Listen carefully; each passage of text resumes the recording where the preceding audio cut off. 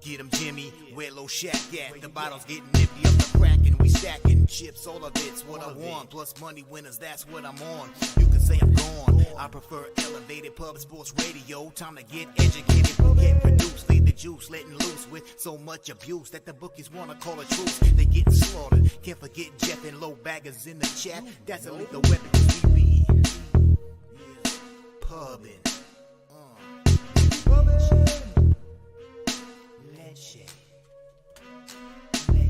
What up, cappers, gamblers, punters, hustlers, low baggers? Happy Thursday, January 18th to all of you.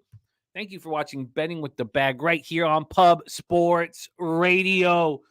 Excellent work by us yesterday. Very, very strong across the board. It was an interesting day. I went 4-1. I was 2-1 going into San Diego State, which I was very confident in, and the Lakers.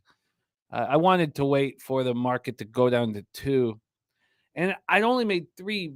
I only had 3 bets that had already gone off. So I'm 2-1. I have 2 left, and I'm like, I guess this is what regular people feel like.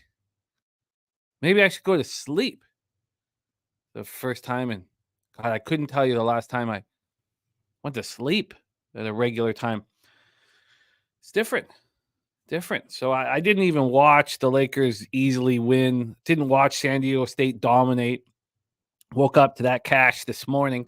4-1 day. Swept the board in college basketball. Excellent work done across the board by all of our guests yesterday. It gets me really pumped up, man. I think we're seeing things clearly, and we're getting that cash. Justin McKelvey, Indiana Pacers plus 7.5. That's a very interesting look. Justin expecting the bounce despite no Halliburton, no Spicy P. He won't be in the lineup either. But we saw the bounce from the Raptors yesterday. So it's a fascinating look. I can't wait to talk about it. Thank you for sharing that with us, Justin, my guy. There's Torrey Coker, fresh off his birthday. And I was picking between 3 games for your birthday pick, but they all cashed. I hope you had a great birthday, my man. Viper MB in the house there. I upgraded the membership to PSR Gold, and our guy, Jeff Slaughter, says, another Wheel of Glory. So we're doing another Wheel of Glory today and another Wheel of Glory tomorrow. There it is. Look at that. Look at our guy. Jose Sweet Tea Tits Bouquet delivering his magic once again. Look at that. Those horses are ready to go. Speaking of horses ready to go, we're not far away from the Kentucky Derby. So I'm planning out our horse racing shows right now on Saturdays. We're going to be doing, the Fountain of Youth. At this point, I can promise you, but I can promise you the Fountain of Youth day. So that's what, like March something. And then the Florida Derby. So those 2 days, those are set. So those are our road to the Kentucky Derby. We'll talk more about what additions we'll make from all of that. There's the nuke worker in the house. Razor sharp picks coming off a 3-0 day yesterday. I just didn't it feel like right across the board we were just locked in. Everybody was locked in yesterday. It was excellent work. Excellent work. Perky in the house. Perky rode with the Lakers with me. I did lose on the Spurs, so it wasn't all glory. It was my lone loss yesterday. Justin McKelvey now upgrading his membership to PSR Gold, so $50 on the line. I'm excited. You know what I would like to do, Jose, if it's possible. I know maybe this doesn't work. If I win, I would like it to go for another spin. I won't take the cash, and then if it's possible, if I win, then we could do another spin with just the people who registered today. Sure. But, I mean, the likelihood of me winning, it's under 10%, but I would like to do that. Jose, how are you doing, my friend? I look at seeing your face so early in the day. How are you doing? I'm doing all right. Excited to run the horses today. The horses, they're excited. They do seem excited. It's going to be a good race here today. A lot of names, a lot of familiar faces. and another chance for $50 to sign up for PSR Gold. It's going to be a lot of fun. Why wouldn't you want to be on this list, huh? You can see our friends. Look, they're saturated there. You can see his lovely horse. Sure. Nasty Nate, our friend Daby Cab. I mean, look, there you are at the top of the screen. The second position, Jimmy. How are you feeling about your second position up there? Oh, I love it. I can't wait to race, man. I'm ready to bet. I see pretend horses. That reminds me of my first foray in Montreal when I went across Canada after I graduated high school. I went to the casino and they have the pretend horses running around in circles. Sure. What idiots gamble on that? Well, don't worry. Us idiots are putting $50 on the line on these fucking pretend horses. They're going to be great. I like it. I respect it. Jose. So that will be right after NBA with Darryl Rice. It's Darryl in the house. So we'll be rocking there. We got the nuke worker, Justin McKelvey, Subhuman Gaucho, Deshaun G, Chosen One. Rocco Rogers is great NHL and college basketball card. Oh, that's what I did do before I was a regular person. I was like, this is what regular people feel like. Don't have to sweat everything out till 2 a.m. I did put in all my NHL action, and last Thursday on this very show, 7-0 plus 8.23 units in NHL. Unfortunately, I've given a lot of it back in the days following. So I'd like to get right back. And I love capping with Raw Dog in the house. So it's gonna be good. Tori Coker, happy birthday. Slatsy 5-0 in NHL last night. Sens first period minus half plus 145 says Habs 1-7 and back-to-back outscored 26-13. This is it for the Sens and Jacques Martin, former Habs coach. That's when you want to move on a team when everybody else doesn't. When everybody else is giving up. So I get it. Slatsy. I stared at the Senators for a long time. There's Swiggy in the house. Great to see you. Chosen One locked in some college hoops. UMass Lowell minus 2.5. Wright State first half minus 5.5. Weber State minus 2.5. And Illinois minus 2.5. So let's copy and paste Chosen One's action. Thank you for sharing that with us, Chosen One. Put that. So it's Cab, Dave Rogers, and Mikey Money coming on the show to give us college basketball picks. As you've seen, the difference this year from last year is we're not, except on Fridays. Fridays we'll hammer the whole card, but on Wednesdays and Thursdays, it's not about, talking about all these games. It's just about, we have cappers coming on who are betting the game. They're coming on with a bet. They're going to tell you about the bet. And I like it. I like what we're doing here. So I also like to give you guys an idea of what games are going to be popping off, so you guys can sort of plan ahead. Because of course, when you do that, you don't hammer you don't get as much quantity, but at least you get, games where people are coming on saying, this is my bet, this is how I'm getting paid, which I love. And then we track everything. So this is what I prefer. We have Illinois, Michigan from Cab, and Dave Rogers also starting with Illinois, Michigan. So you're going to hear 2 takes from Illinois, Michigan. That's the only game for 2 takes. Then for Cab, Washington, California, Oregon, Colorado. For Dave Rogers, Hawaii, Long Beach State, UC Davis, Cal State, Bakersfield, Washington, Stanford. There's no going to sleep at a legitimate time tonight. I imagine we're going to have a ton of action late this evening. And then Washington State, Stanford, I said that already. And then Mikey Money comes in with the early action. He's got South Florida, Memphis, UNC, Wilmington, Elon, UL Monroe, James Madison, Utah Tech, Southern Utah, and then he closes with San Diego, Portland. So those are the college basketball games that will be hammering. There's Joe T in the house, Joseph Thompson, great to see you. We are going to be announcing our poker tournament here very, very soon, and it is Friday, February 2nd. Friday, February 2nd at 8 p.m. Eastern, and they're growing. We had 48 players, and I've really pushed the rule changes. Now I can't promise that it gets into the right hands and there will be rule changes, because I was pretty confident we'd have the rule changes last, but I pushed it again, and then I don't want to push it too hard. We're very thankful to be with Bet Online on their platform, their poker platform, which is so good. So, but I hope the new rule changes will be delivered for us and added into our tournament. But we thank Bet Online for us having a poker tournament on their site. And we also, don't forget, have the Bet Online hookup on our website. So Sean and I are going to get together in the next 24 hours. So we'll have 2 hookups. We'll have the sports hookup at 100% bonus up to $1,000, and the poker bonus up to $1,000, 100% bonus. And the 2 that we need to have 2 of them, because you can't transfer in between until you've rolled through your bonus. So we'll go over all that. We got serious business in the house. What up, serious? Every time I see serious business in the chat, I get more serious. I get ready to go. Jay Smooth, ready to go. Von Polo, Nasty Nate, Slatsy. Great to see all you guys. Kongs, Clips, Red Girl, Miles Johnson, Nate Dog 420, Leonard Porsche Jr. smashed last night as well. I love that. Maddie Ice ready to go. Said took the taint OT, but we got it done. It did get done. Nice job. We were low. We were just rolling yesterday. It was excellent work. Truth Teller ready to get to work. Subhuman Gaucho says, how do I go upgrade to gold? It took me a second to figure it out too. And there he did. He figured it out. Yeah, he just took me a second to figure it out. Kong Clip says, has anybody been eliminated from the confidence pool? I mean, no one gets eliminated, but yes. You know what, though? I was talking to my mom about it because we're used to being in these types of pools, confidence pools where there's, 100 people. With 32, I mean, you might not need to sweep 13, 12, 11, 10, 9, 8 to win it. So has anyone been eliminated? Yes. I mean, if you've lost your 13, then you're done. If I lost my 10 in any other pool, if there was 100 people, I'd be done. But there's 32. So I might not be done. By the way, the cash is up for the confidence pool as well.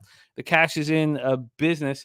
We have 32 players in, so $50 each. Now, it's costing us $2.50 for the fees that we have to pay, the credit card companies and everything. So $2.50 off. So it's 32 times $47.50. Which comes out to $1,520.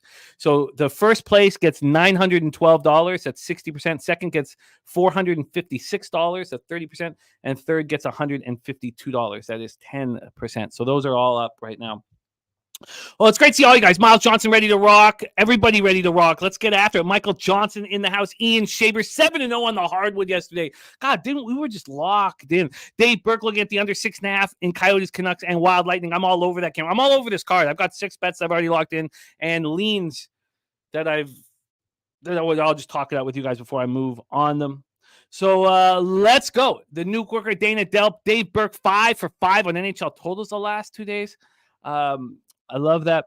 Ron Crawford ready to go. Spreadsheet plays of the day are it. Let's pull these in right now. Get them all set up for us. Okay, let's get to work. Do I have everything there? Yes, I got Chosen One's action. I just copied and pasted Ron Crawford's action. Let's get that right under NHL. And then let's get to work. So this is the schedule for today. We have 11 games in NHL. So it'll probably take a while. I'd like to be done in about 47 minutes. Then we have Daby Cab with 3 games in college basketball. Dave Rogers with 4 games. Mikey Money with 5 games.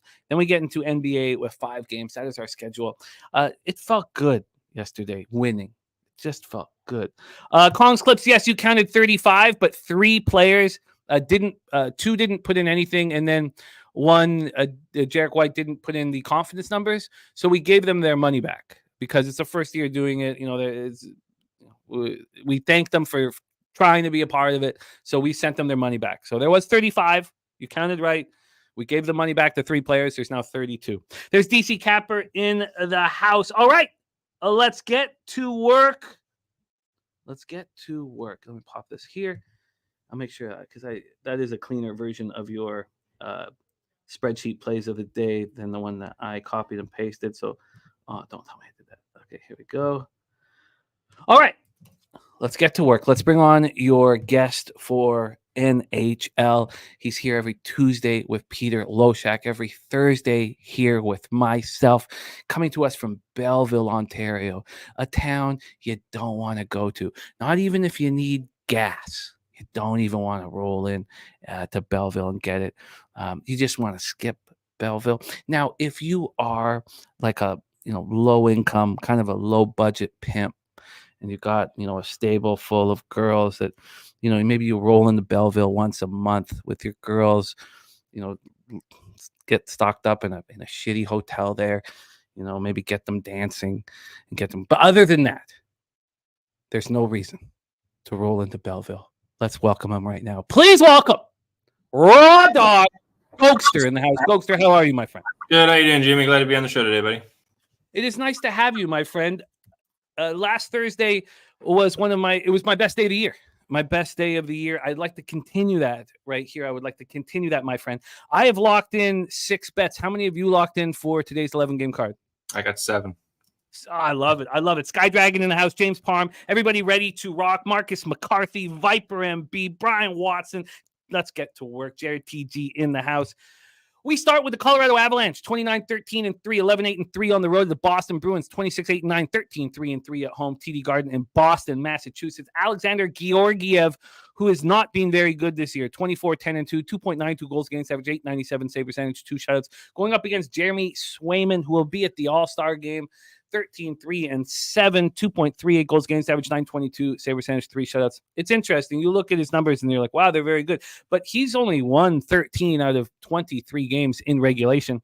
Colorado power play at 25.2%, penalty killing at 81.6%. Boston power play at 27.1%, penalty killing at 84.4%. When I look at a team with the roster of the Boston Bruins, you can imagine that they'll be really strong out of the gate.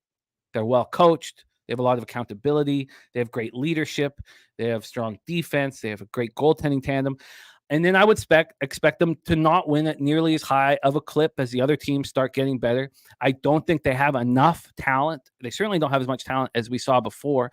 And, you take Patrice Bergeron and David Krejci out of the middle of the ice. I mean, Zaka and Coyle and Poitras. When Poitras is hurt right now, when he's ready to go in a couple of years, he'll be a monster. Now, maybe they make moves to the trade deadline and become strong again, but I don't fear them at all. And I like fading them. I really do. They're well coached, 27.1% power play, 84.4% penalty killing. Colorado, 25.2% power play, 81.6% penalty killing.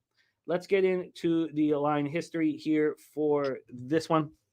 And I've already bet it. I got plus 127 on the Colorado Avalanche. Against any team in the world, I'm going to take them at that number. Now, we'll talk about Nichushkin being gone. It's gone up to plus 131. There was a big move against my bet about 3 hours ago. So, I could have got a better line had I have waited. It's sitting right now at plus 131. That's fine. From a total standpoint here, we are sitting at a 6.5. It is juiced to the under at minus 111. This did go down to 6 for a little while, then came back to 6.5. The Avs come in off their 4th win in 5 games, 7-4 at Ottawa on Tuesday. This is game 4 of a 5-game road trip. Nichushkin has gone into rehab for the bottle. They said that Arturi Lehkonen could return near the end of this road trip. Well, now would be the right time, obviously. He's been out since November 10th. I don't know if he's traveling with the team. I don't know if he'll actually be in the lineup tonight. Jonathan Drouin is now going to have an NHL career again. 17 points in his last 17 games. He's going to have to step up huge with Nichushkin out of the lineup. They need him really badly. Boston comes in off their 2nd straight win, 3-0 at home versus the Devils on Monday. Brandon Carlo and Derek Forbort, 2 defensemen, are both on IR. They could return very soon. We talked about Poitras out of the lineup. Take it away. Slide said Avs have to be getting tired on the road trip. See, game 4 of a 5-game road trip, at least when I play hard. I mean, when you're on I kind of like it. Yeah, heading into game 5, you want to come home, but you finish your trip in Canada, you put up 7 goals in Ottawa, you come down to Boston, it's going to be sold out.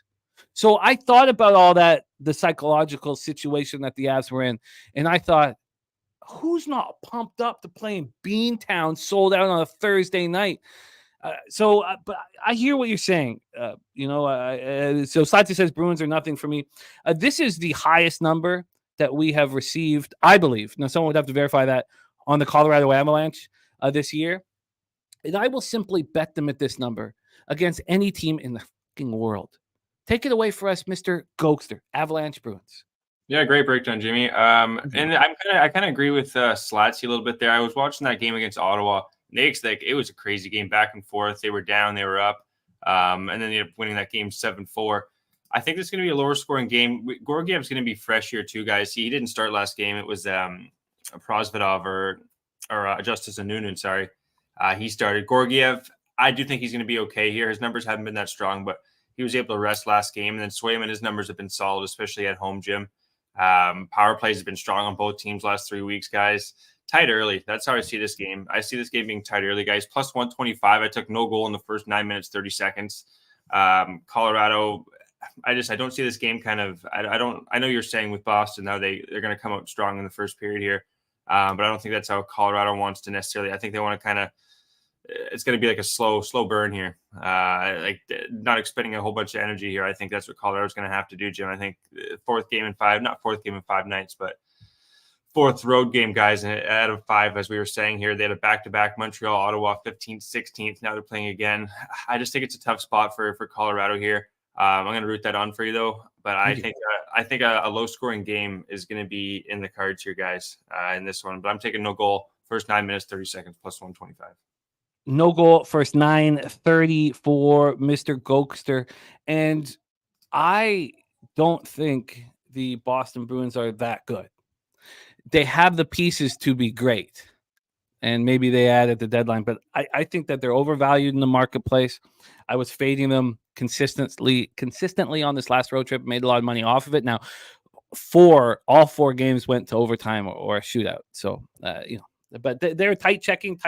I cannot pass up the Avalanche at this number, regardless with Nichushkin out of the lineup. So what are we going to see with Nichushkin out of the lineup is their power play will drop. How much will it drop, though? There's so much talent, but it will drop. Nichushkin in front of the net is a beast, stinking of booze, scoring goals whenever he wants. You don't want to mess with that guy. You didn't want to mess with Probert. Probert sobered up.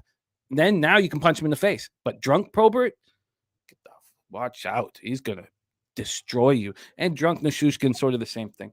Hopefully he comes back sober and ready to rock. Let's roll on. And Sammy Cummings and Gerard been playing well. So there was another guy who had to battle the bottle there. Okay, so Gogster, no goal, first 9.5. I'm on the Avs. I got plus 127. We move on. 7 p.m. Eastern. Montreal Canadiens 18-18-7, 9-7-4 on the road at Ottawa Senators 15-24-0, 11-11-0 at home. Canadian Tire Center in Ottawa, Ontario. So my first thought was got to bet Ottawa here. Now this was before the Habs even played last night. And shout out to Connor Mack, who was on the Habs last night. Great bet. Nice. So I was got to bet Senators here. Then I saw the line minus 185 when it first came out, and I was shocked that it was that high. And, when you have a fishy line like that, it's just like the Bulls minus 2.5 when that line came out. I was like, what? Against the Rat, but so I couldn't understand why it was this big. And then I immediately went back to our conversations, Gogster, when I was telling you that, because I thought when Alfie and Jacques Martin came here that things would change. And then I warned you when they were on that road show, I was like, maybe they just don't have the heart. Maybe they just don't have it. Maybe it's the roster that's the problem. Maybe they just can't step up. And watching them play, they've lost 6 of their last 7. They've allowed 22 goals in their past 4 games.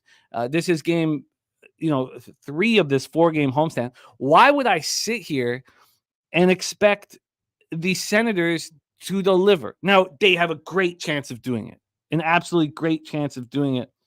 But why would I? The Habs are playing their hearts out for Martin St. Louis. They're playing hard every night. They're dealing with all of these injuries. They're dealing with aplomb.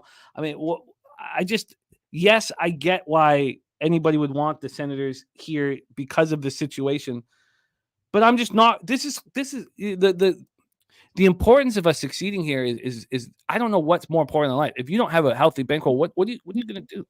Talk to your wife. All right. This total is at 6.5 here, minus 111 to the under. That's Colorado Boston. My fault. This is at 6.5, heavily juiced to the over at minus 132. This got up to 7 different times. It sort of is it's heavily juiced under 7, which it is right now at Pinnacle, or you could take the heavily juiced over 6.5. It's however you want to play it. But when it comes down to it, why am I going to try to catch a falling knife with a team that is devoid of heart, despite having 2 legends sitting behind the bench in Martin and Alfie? So right now, the Senators are down to minus 177. Now, they opened up at Penny at minus 175. It was at Bet 365 that they were minus 185. Take it away for us here, Gogster. Habs, Senators. Yeah, the defense for the Ottawa guys, it's the offense is fine. It's offensively they can score. Like they've had leads a lot in the last few games. It's just they cannot close teams out. It's been really bad. But with Montreal here, they're on the back-to-back. They do have Montreal in a good spot. The line is crazy. That's how much they think Ottawa's going to win this one tonight. But defensively, where am I here? The Shabbat and Chychrun guys, they've been really bad. like just awful. I think they've allowed the most amount of goals out of any D pairing all year. And then Eric Brandstrom with Travis Hamonic. You know Hamonic, I think, Jimmy. Just not good. And Brandstrom, they've been talking about putting him on the fourth line forward because they don't have depth on those last two lines. And he's like, go screw yourself. I'm not going to forward. So they got problems really with their defense. And they got a really good one, Tyler Clevin in Belleville here. He's eventually going to be a top four forward for this team, but right now he's still in Belleville. He's just not ready yet. So I do think Ottawa's going to win this game, though. I think they got a good spot here to win this. That's not to say that Montreal's not going to score, though. So what I did is both teams to score 2 goals, Jim, and then Ottawa to win the game. Can be overtime, regulation, doesn't matter. It came out to plus 110, though.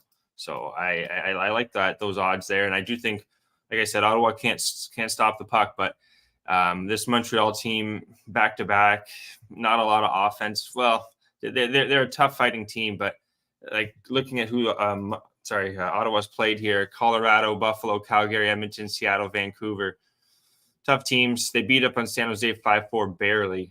I think we're going to see something like that, like a 4-3 game, maybe 4-2, 5-3. It's going to be a high scoring game, but I'll take Ottawa here, guys. Plus 110. Both teams to score in Ottawa to win. You got it. You got it locked in here. And I'm going to take all these spots and on a spreadsheet, all the ones where you take both teams to score at top of the money line, and put them on their own spreadsheet so we can talk about how they have been working. Because I love capping with you. I think you're such a great NHL capper. And I don't know if these moves that you've been making are but I don't have the proof yet. I mean, I put them in, so I think I do, but I need to exactly see it cut out here. Last week it backfired on me there. Yeah, I had a couple, I think Carolina to win in the under, and I think Anaheim scored 3. I think it was like 6-3, and there was over. But I want to try it because I do think Ottawa's going to win this game. And you're just looking to get the VIG down. So exactly. I get it. And that's what we're doing, the same thing with Bobano with his draws. So it's just important for all of us to figure out, is this working? And that's what this show is all about, is about the transparency and honesty with our actions. We're not trying to sell you anything. Is this working is basically what we're trying to do here. So let's roll on. A lot of talk here about golf that's popping off here in a few minutes. We'll hear Gogster's take on that. But actually, it's starting right now. Isn't it starting in like 2 minutes, Gogster? Yeah, it's starting up pretty soon here. I can go over really quickly here, Jim. If you'd like to, sure, jump in. Yeah, guys. So we got the golf starting up here. It's the Amex. There's going to be 3 tournaments. There's 3 courses they're playing. So I have first-round leaders for 3 different tracks here, guys. But I'll give you the outright. So this is on Sunday. You have 3 guys to root for. I went with Sungjae M 22-1, JT Poston 30-1, and then Eric Cole 35-1. All those golfers are playing really good. Sungjae M actually broke the record for most birdies last round, so he's playing really well. And then first round leaders, I have Cantlay, Rye, Bez at La Quinta, M Hadwin at Nicholas Course, and then Poston and Cole at the Stadium Course. There, guys. Gogster 99. You can check out all the golf picks. I love it. And also Ricky Levine on JT Poston, top 10 at plus 250. Let's roll into our next spot on the board, 7 p.m. Eastern. Minnesota Wild, 18-20-5, 7-11-2 on the road at Tampa Bay Lightning, 22-17-5, 14-5-3 home at Amalie Arena in Tampa, Florida. There's our guy, Nutflush Allen, in the house. Sammy Comer says, why is Tampa Bay only minus 135? First off, I talk about how that was such a big line for the Senators and, and here the Lightning are just minus 135, and I don't care. I want to fade the Minnesota Wild every single opportunity I can. I want to fade them after a win. I want to fade them after a loss. I just want to fade them. Let's go over to their injuries right here on Minnesota because they're getting healthier. And, Kirill Kaprizov is back, so obviously that's a big part of it.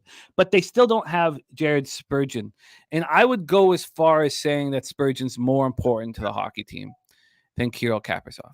I think that if you were looking at the marketplace, at the trade deadline, the captain and your best defenseman, I mean, those are so hard to find. Sure, Kaprizov is a phenomenal score, but Spurgeon is just so important in this hockey team. Marc-Andre Fleury coming off the shutout. Vasilevsky's not playing well. Both these vets aren't playing very well right now, but Andre Fleury off the shutout. The Wild snapped their 4-game losing streak with that 5-0 win at home over the Islanders on Monday night. It was a perfect spot for them. They'd just been embarrassed 6-0. They've been embarrassed 6-0 twice in their last 5 games. Lightning coming off their third straight win, 5-1 at home over the Ducks on Saturday. This is a team that's won 22 of 44 games in regulation. Do I think they're fat and happy off of 3 straight wins? Not at all. Not at all. I don't care that they're minus 135. I took them on the -1 line for a score. So Tampa here opening up at minus 140. They're now at minus 135. If this was any other sport, I would only look at whoever they're playing, but not hockey. I think this is just a gift that we need to open up. And the total opening up at 6.5. It dropped to 6 a couple times. It's back at 6.5. I just want the Lightning to win. I want them to win on the -1 line, and I got that at +118. Take it away, Gogster. Lightning at home to the Wild. Yeah, this one's the head scratcher so far. I'm not too sure why the line's -135. Just maybe because they're healthier. But there is no Cernak, no Jeannot, or at least they're day-to-day. And then Hayden Fleury and Sergachev are also out. So they're missing a couple guys in defense. It's been like that all year. But if you're looking at this Minnesota team, guys, other than that win they had last game out against the Islanders, they've allowed, Jim, I have here 3 goals, Minnesota, in their last 9 of their last 10 games. And what's Tampa Bay done? They've scored 3 goals, at least 3 goals in 6 of their last 7 games. So this is going to be tough for Minnesota. And they also have a back-to-back tomorrow at Florida. So they'll be going a little bit more south there. So they're on a back-to-back too tomorrow. This is a better hockey team, especially if you're looking at what Tampa Bay's done. They beat Anaheim, New Jersey, LA Kings, lost to Boston, Winnipeg, the Rangers, Florida. Those are all playoff hockey teams. And right now, Minnesota, they're not. They're 18-25. Tampa Bay too. They're only 22-22. So like Jimmy said, they got to still. The Atlantic's a really tough division too, so they need to get these wins. I'm going to be on Tampa Bay too, guys. I took the team total over 2.5. Just looking at what Minnesota's done, they've been allowing, like I said, 9 of the last 10, 3 goals or more. So Tampa Bay money line and the team total over 2.5 is going to be -115, Jimmy. I love it. I love it. We're both on the Lightning. We both don't care that this is a surprising number for the Lightning. Do we bank it all on the fact that Kaprizov is back? Well, I see here they played to January 4th. They won 4-1 Tampa Bay, and that would have been more likely than not without Kaprizov.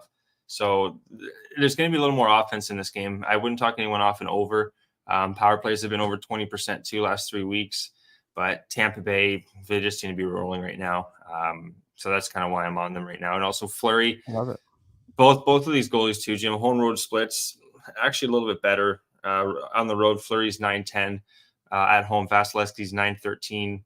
Just the last 5 games, they've been a little bit poor. So with the back-to-back, I'll take Tampa Bay here.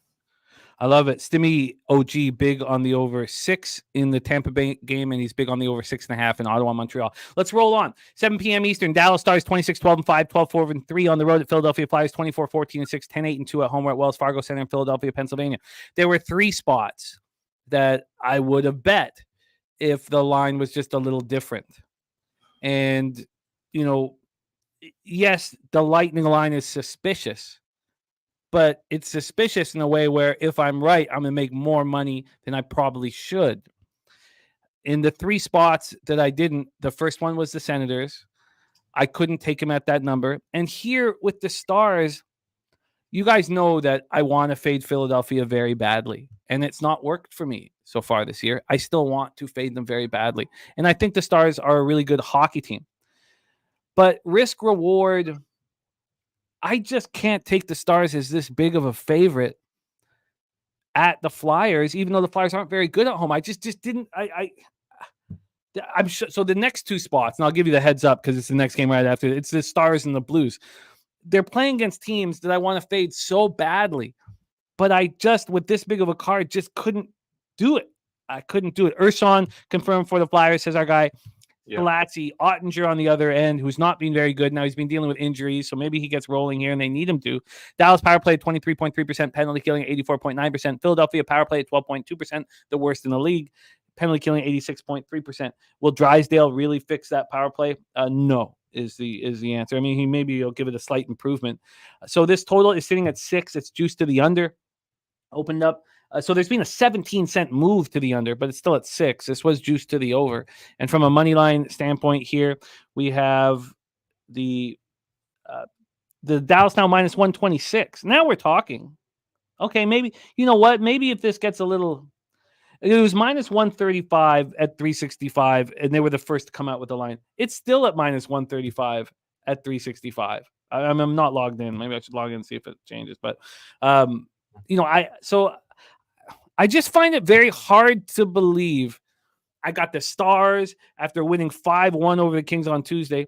The Flyers are rolling, and they won 4 straight. And I'm not going to get, a minus 120 or something like that. Like I just didn't feel like the risk reward was right, even though I want the Stars in this spot.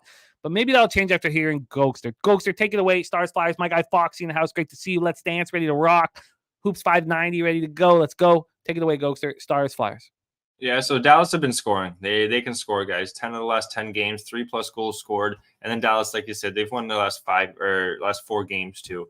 Last 5 games. Or no, they had that loss against Nashville. But in this game, guys, some numbers I found here. 4 of the last 5 road games for the Dallas Stars have been under 1.5. It's hit.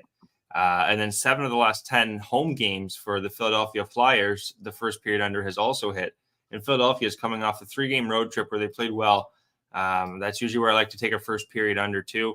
And penalty kills have been 80%, 88% in the last 3 weeks. Strong penalty kills.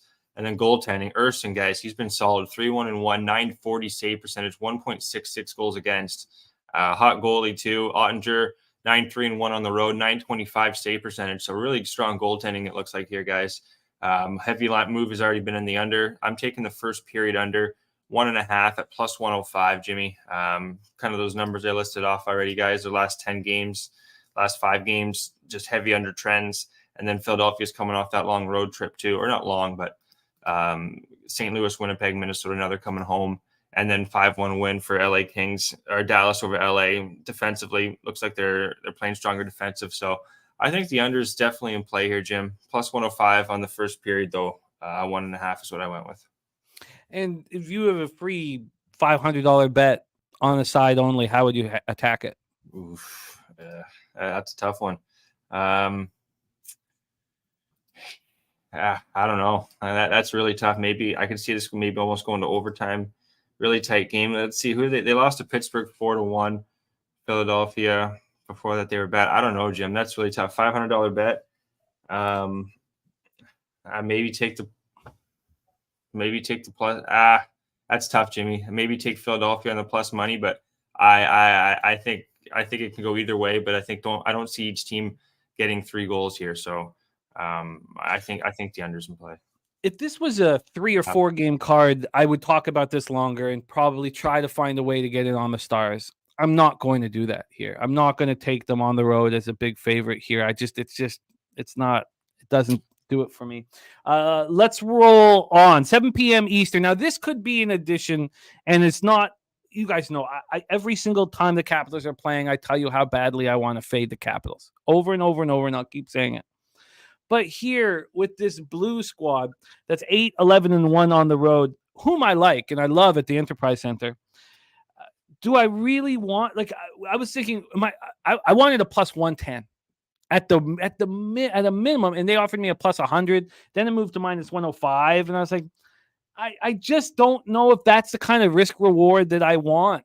And would I be surprised if both the Blues, and the Stars win? Of course not. Those are teams I want to fade, but it's just not enough for me. It's simply not enough for me. The Blues open up at minus 103. They're now minus 101. I mean, obviously, if I had a free bet, I would move on it. Slatsy saying Ovi game time decision. By the way, Slatsy talked about Couturier and Drysdale being I wanted to bring that up. I forgot to.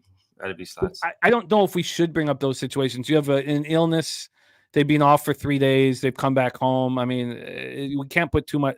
You need to find out from the beat writers whether someone's going to be in or not. Both of them, they're not on IR or anything. They could easily come back here. That's why I didn't bring it. I mean, it's important to get all the information out, of course. But and Rude Boy says you still thinking under. Yes, that's the one thing that I would add here. If it came out at a 6, I would be on the under. The question is, do you want to pay for the 6 or do you want a plus money 5.5? that's what I'd like to talk about here. And then is it going to be Kemper in that? Because if it was Charlie Lindgren, it is Charlie Lindgren. Okay, well, that helps. That helps wanting to move on the under. What's the difference between Binnington and Hofer? Hofer is sort of a feast or famine. There's a lot of feasting when he's in there. Binnington's a little bit more consistent. St. Louis power play 13.8%. Washington power play 13.3%. Who's worse than them? Only the Flyers. The Blues coming off their second straight loss 4-2 at home to the Flyers on Monday. The Capitals coming off their second win in 3 games, 2-0 at home versus the Ducks on Tuesday. So let's get into the line history here for this spot. Oh, I did that already. Let's get into the total, because that's I mean, look at these games the Capitals are playing. They know exactly what they have to do. It's like the Blackhawks. They know exactly what they have to do to be in these games, and they have to play very tight defensively. And I just don't think the risk reward is enough here. The 6 is, well, the under 5.5 is at plus 102. It was plus 105 at 365, and I came close to moving on that, but I just want to talk about it. Let's just see what it is right now. It's at minus 105. That was probably the move. Take it away, Gogster. Let's hear your thoughts on this one. Blues Capitals. Yeah, I jumped on St. Louis money line. Washington, I have had problems scoring of late. 7 goals last 4 games, but they've only allowed 8 goals in their last 4 games. So heavy under team. St. Louis, on the other hand, last 3 weeks, 25% power play, and then Washington 16. The penalty kills have been quite poor. I think St. Louis is going to be able to score here, Jim. I don't think Capitals will be able to keep up. Now, Lindgren has been playing well. He's been playing really well. The under, I wouldn't talk anyone off an under. I would just want a lot of these. I would want this game to stay out of the box just based on the penalty kills of late. But St. Louis, I think this is a good spot for him, Jim. They're coming off 2 losses to Philly and Boston, 2 tougher teams, much tougher teams than Washington's going to be here. So I think it's a good spot for St. Louis at plus 101. That's what I got at Pinnacle there. So St. Louis, they've also won 6 of the last 7 meetings, and it looks like Ovechkin, Sandin, and Milano, they're day-to-day. They might be and might not. So you're missing some pretty key players there too. Kapanen's out for St. Louis, but they got enough depth here to, I think, take it to Washington tonight. So St. Louis money line plus 101. I get it. I completely get it. It just, with all of these opportunities on the board, I just didn't feel like it was quite enough. But I'm going to add the under. I didn't want it if Kemper was in net. But now, if Charlie's going to be in that, I will move on. I'll move on the under. I will decide exactly. I guess I'll have to take the 5.5 now, but I'll roll with that one. Let's roll on. 7 p.m. Eastern, Chicago Blackhawks at Buffalo Sabres. Now, I sat with this for a long time last night because I said, I was so proud of getting the 6.5 at minus 130 before the game was postponed. I loved it. I knew I was going to smash the market move. And then I said, but I would have taken a 6 at plus 105 or plus 110. And then the 6 was available for me at minus 101. And I had it queued up. And then I was like, but I was so proud of the 6.5. And so I've still moved on the 6.5 at minus 130. So I bet it again at the exact same price that I bet it the first time. And it was at Pinnacle. When I bet it the first time, I bet it at Bet365. And it was at minus 150. At Bet365. So I was like, you know what? Okay, look, I'm getting 20 cents of value from 365. Now, since then, this was 6 at minus 110 at 365. It's now minus 115 to the over. So there's been a slight move to the over. And that 6.5 on the alternate total is now minus 140. So the market's kind of moving towards the over. And Slatsy said he bet that 6 at minus 101. I had it queued up twice. And then I was like, I don't know what the right answer is for how I handled it, but is it going to be Soderblom or are we going back to Mrazek? Do you know? I think I had Mrazek. Mrazek, I think, is their best chance, Jim. Without a doubt. But don't they play again tomorrow? I didn't have him on a back-to-back tomorrow. Okay, I don't know why I thought I'm just getting all. Sorry, I didn't have much written down on this game just because it was postponed. So sorry, I don't have a lot of information on this one. I'll check here. Okay, well I hammered this hard. I got it here. So yeah, they play. Yeah, Islanders. So it is a back-to-back. So if this is Soderblom, then obviously you wouldn't be quite as confident. But I thought he's been pretty good the last couple games. So I wouldn't. Do I really trust Mrazek? We know Luukkonen's been playing very, very well. The Blackhawks coming off having their 3-game losing streak snapped in a 2-1 shootout win at home versus Sharks on Tuesday night. There was even a part of me that was like, at first, honestly, where I was like, I don't even really need to bet it. The reason why I was betting it yesterday was because there's only 3 games on the board, and I was like, well, this is the best opportunity. But there's so many things I like here on today's board. But then I was like, I told you guys that until further notice that we should bet an under in every single Blackhawks game.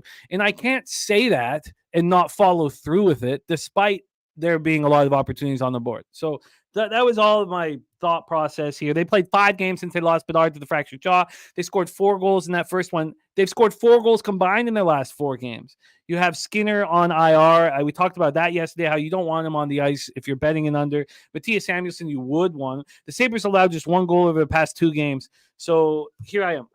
I'm on the under 6.5 at -130. Right now, the 6 is at -103 at Pinnacle. Open up at -107. So everywhere there's been a slight move towards the over. And from a cash flow standpoint, yeah, why wouldn't the Sabres be, huge favorites here? But at what point, like they open up at -288. Does anybody really want them at that number? I mean, -288 on Buffalo Sabres. So of course it's moved to -239.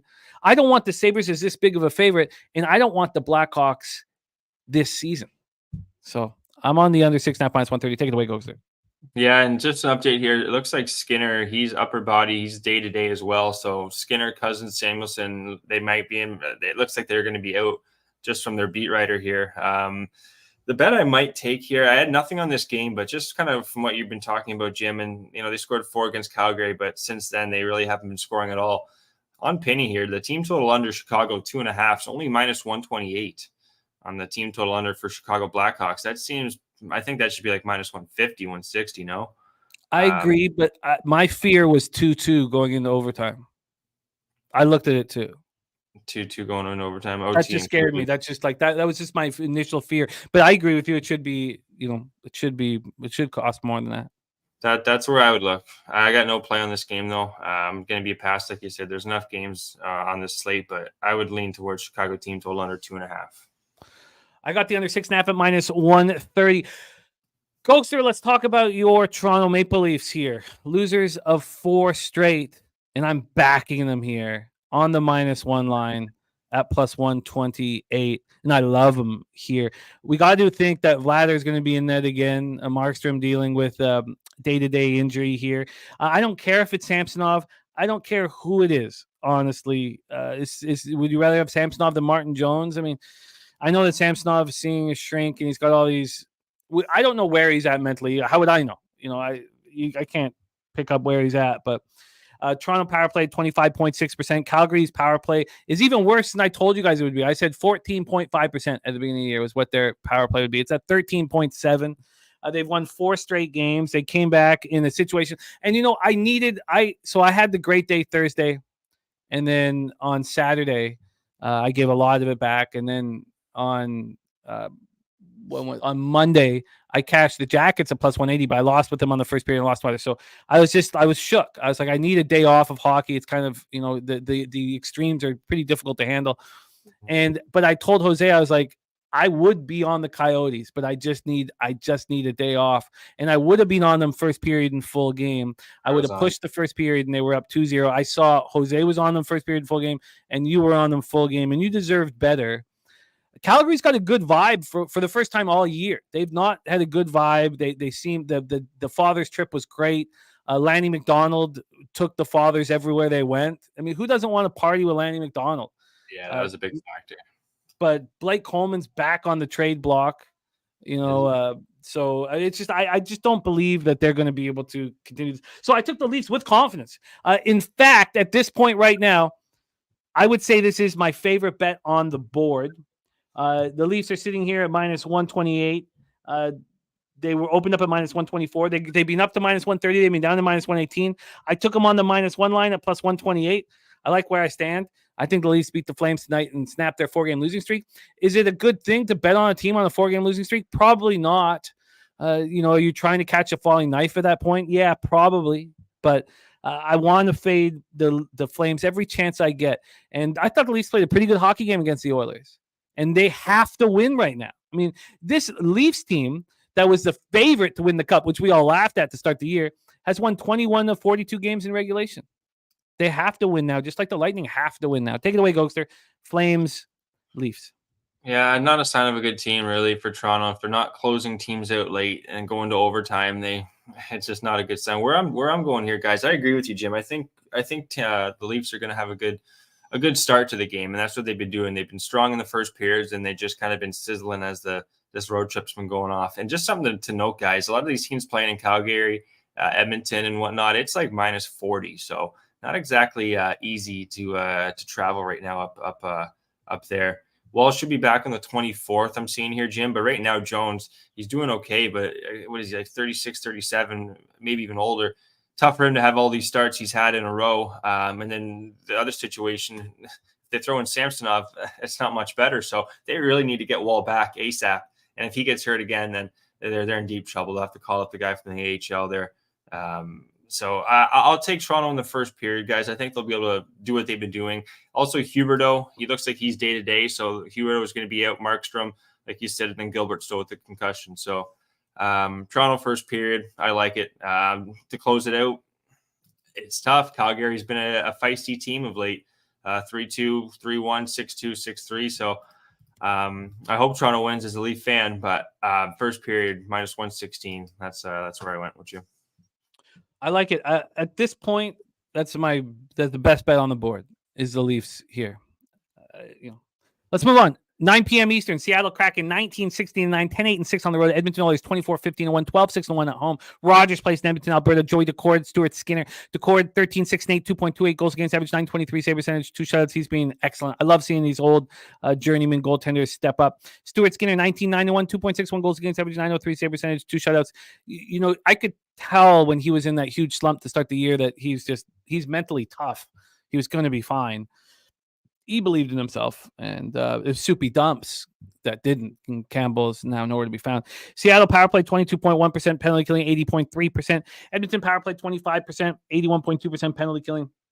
Kraken coming off their second straight loss, 5-2 at the Rangers on Tuesday. Oilers coming off their 11th straight win, 4-2 at home over the Leafs on Tuesday. And I've been on the Oilers a ton through this run. I just thought this was probably a little too expensive. Opening up at minus 214, now minus 235. At that point, at this number, I would have to take them on the puck line. And I know that the Kraken's winning streak is over, but it's clear that they're playing good hockey right now. They lose 5-2. I also was really kind of going over, they fly from New York on Tuesday up to Edmonton on Wednesday, and then now they play today on Thursday. And I was trying to kind of figure out exactly what to do with it all. And in the end, I didn't move on it. So from a total scenario here, we have a 6.5. That got down to 6 for a minute, but it's at 6.5 right now, minus 114 to the under. Take it away, Gogster. The Kraken at the Oilers. Well, Edmonton, guys, defensively, they haven't allowed a team to score 3 goals since the Rangers did on the 22nd. So they've been playing really, really strong defensively. And like I said about the weather, guys, it's been cold up there in the last few weeks. And all of a sudden, under for this Edmonton team. And now Seattle's going from the New York into the deep freeze up in Edmonton. So it's an under trend feels right. If you look at the core too, guys, 4-1, 939 save percentage in the last 5 games, 921 on the road, 252 goals against, and then Skinner's been solid too. So the under is kind of where I'd be looking. There's no Dunn, or at least he's day-to-day for the Kraken. Beniers is out. Burakovsky's day-to-day as well. So they're missing some players, Seattle. I had Seattle team total under 2.5 written down, but I didn't pull the trigger on it. I do think Seattle is going to have a tough time scoring here, especially the way Edmonton's been playing and Skinner. So that's where I would be looking, is the Seattle team total under 2.5. Didn't make the card. But I can't take, like you said, I can't take Edmonton at this number. It's a little too high. So I might be leaving money on the table here. And Beniers, there's been some rumors that he's not very liked. I don't think him not being in the lineup right now is that a big of a deal. Dunn, on the other hand, would be a big deal. Maybe I'm leaving money on the table here. What do you think from a psychological standpoint, the Kraken at the end of a road trip? See, at this point, they had the huge winning streak. They're playing great hockey. They've lost 2 straight. They come in, they've just got to turn it on one more time before they go home, or do they just want to go home? Well, and that's it. Yeah, like that's why I don't want to take Edmonton here. I'm not sure. Seattle, they still have a solid team here, Jim. Like I was looking at their lineup. Seattle's, they got Holvinen on the third line with Yanni Gordon and Bjorkstrad, then Hayden, Ty Cartier, and then Yamamoto. That's their bottom 2 lines. Like they got Tatar now in the first with McCann and Eberle, Tanev, Wenberg, and Schwartz. Defensively, they're a little weaker without Dunn, but he's so strong on the show that passes. Lindsay's finest, Lindsay Ontario, Vince Dunn. So, and in their power play in the last 3 weeks, Seattle's has been 31%. Edmonton's is 29, 85% penalty kill too for Seattle. So they could have a strong game here. That's kind of why I had Edmonton actually in a parlay. I was going to do Edmonton and Ottawa. Ended up scratching it. Took the Ottawa win. Both teams to score in that game. And I'm not going to take Edmonton here. Seattle, they have a good goalie. That's the thing. Whenever you have a really good goalie, I think, Jim, behind you, you can win a game. So I'm going to stay off this. I hear what Slatsy's saying. Maybe I'm leaving money on the table. What's Slatsy saying? He says Seattle just wants to get home. After this trip, it's going to be tough. I just know, like, it's different, like traveling and stuff, but like it's not comfortable being in Edmonton right now, especially if you're the road team going hotel to hotel. I know they're not going to be outside much, but I think it's perfect. I think it's perfect because you're not going to go out. If you're a coach, you're like, this is perfect. It's not like they're going to go out partying in Edmonton. So that's all I would worry about is my players going out partying. They're not going to happen there in Oilers. I'm going to tight game. I'm going to spend a little bit more time on the Oilers -1 or -1.5. And let's move on. Okay, we have 3 games left before we get into college basketball at Daby Cab, and I've moved on 2 of them. 10 p.m. Eastern. The Kings, my pick to win the Cup, my pick to win the West, and I've invested in them, have lost 9 of 10 games. And they just got, I think, the very worst loss that they've taken this whole time, that 5-1 loss at Dallas on Tuesday. And this is the beginning of an important 4-game homestand that they can sweep.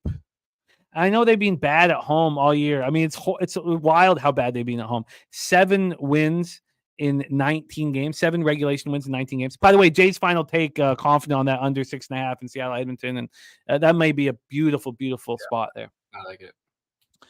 And I love the Predators. I'm on there over 87.5 points this year. They had their 2-game winning streak snapped in a 4-1 loss at Vegas on Monday. Kind of an interesting spot for them, Vegas and LA. For them, I wonder what they've been doing extracurricular-wise. But here, I do not believe that the Kings are a 7-5 team at home.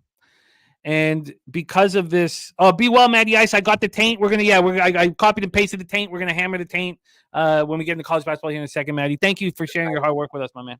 Okay, so I'm on the Kings -1 at +105, and I'm gonna keep betting them. And look, this has cost me a lot of money. It's cost me a lot of money. Their losing streak. The total is at 6. It's -113 to the under. Opened up at -109. Now it's -113. The only tough foe they have in this 4-game homestand are the Rangers. Rangers go from Vegas to LA. They're in Vegas tonight.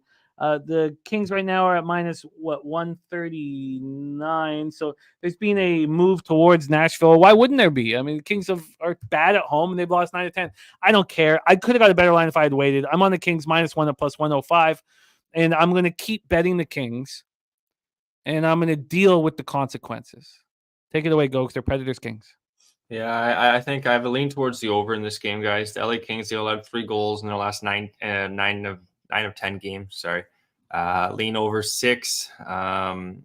Barry's day-to-day, Lizotte, Arvidsson. Not many injuries here. I would lean to the over. I don't have much on this game, guys. The Kings have just been playing, like you said, really bad hockey. Nashville coming off that loss 4-1. Nashville, they've won their last 2 games here. I got nothing. Short and sweet, guys. I do not have much in this game. I don't like what I've seen from Talbot in the last few games. And then Saros. I think both these goalies can allow some goals. So I would lean to the over 6, but not going to make the card. And Mel is making a huge bet here on the Bruins. Now, to be fair for everybody, it's her biggest bet of the week, but she's been fading the Avalanche, her team, for what, a month? And then she could tell us whether that's been a positive ROI or not. I won't say that for her, but I've had to go up against her backing the Avs quite often over the last little while. I don't like hearing it, when a capper is betting against their team. Now, when a capper bets against their team nonstop for a month, it's a little different. But yeah, I this price for the Avs, and with Druin now going to have to take a much bigger role against Nichushkin. Sorry, every stream we have together, Mel. My bad. Yeah, so every stream that we've been on together, you faded the Avs for a month. So, but I agree with it's part of the fun. Oh no, it's part of the fun. You guys take Boston to the well, take them to the bank.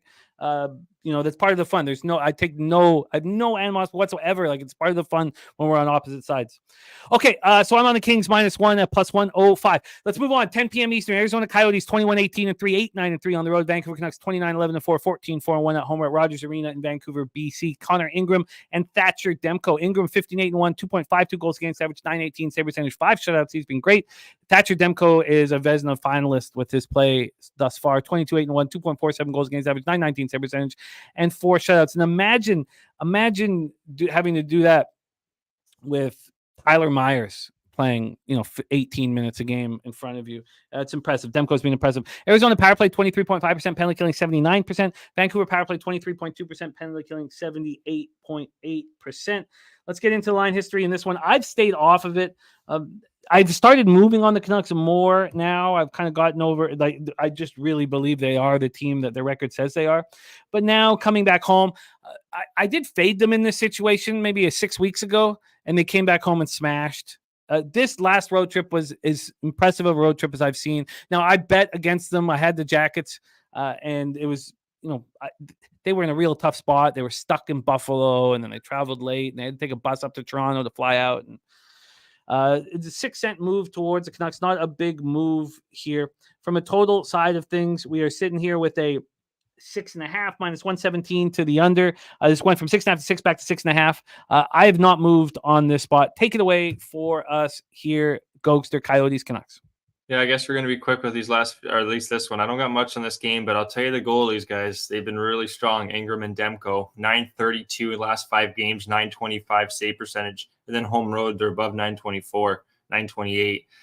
I'm leaning towards the under here. 83% penalty kill for the Canucks in the last 3 weeks, 75% for the Coyotes. Tough game. I have here both teams last game, so both teams are coming off a loss. I want to take the under, but there's a lot of offense with both these teams too. It's going to be a no play. I think this game can go either way. Coyotes off that tough loss too in Calgary, so it's going to be a no play, Jim. I'll root your Canucks home though. I like the way Vancouver's been playing this year. Yeah, they're playing very, very well. Let's get into the final spot on the board for Gogster and I before we get Daby Cab and college basketball. That's the New York Rangers 28-13-2, 13-7-2 on the road. Vegas Golden Knights 25-14-5, 16-5-2 at home at T-Mobile in Las Vegas. I don't like backing a team that has to fly, across North America, get into Vegas to start a road trip. I mean, it makes me a little nervous, but I've been watching a ton of Vegas games. And the thing that I'm stuck with, I know that the news from the Vegas camp injury-wise has been, really good, because at first when Eichel went down, we were like, oh no, is it because he didn't look hurt or anything, but it's a lower body injury. He's had surgery to deal with it. They, just like last year, they've been dealing with all these injuries to goaltending, but now they lose Eichel and they lose Wild Bill Karlsson. He's been out for a while. So both of them are gone. You lose William Carrier. You don't have Ben Hutton and Shea Theodore. These are a ton of losses. But what I've been struck with is Mark Stone, Chandler Stevenson are so good. And Nicholas Roy, I mean, he's a third-line center on a Stanley Cup winning hockey team. Should he be a top 6 forward? I mean, that's up for anyone to debate. But here, with Dorofeyev and Barbashev and Brendan Brisson, your top 3 left wingers, they're weak. It's a weak group. And they don't have scoring. Stone is, everything you dream of a hockey player. I love Chandler Stevenson so much, but the only sniper, now you could still say Stone's a sniper. Maybe you say Barbashev and Dorofeyev are, I don't think there is March. So, I mean, now their power play looks weak. They are a weak hockey team right now. And I don't love the spot for the Rangers at all, but I'm going to be fading Vegas as much as I possibly can as we move forward. So I'm fading them here. I'm on the Rangers -1 at +133. Let's take a look at the line history before we get into our final spot on the board here. The total has dropped to 5.5 at Penny. Actually, it was always at 5.5. I take that back. I thought this opened at 6. It was juiced to the over. Why don't we see what BetOnline has done with this one? BetOnline, did they open this up? Yeah, they opened this up at a 6. So there's been a 10-cent move to the under at that price. So I get that. And then from the money line here with these Rangers, the Rangers are at -132 right now. They opened up at -124. So it's been 8 cents of movement towards them.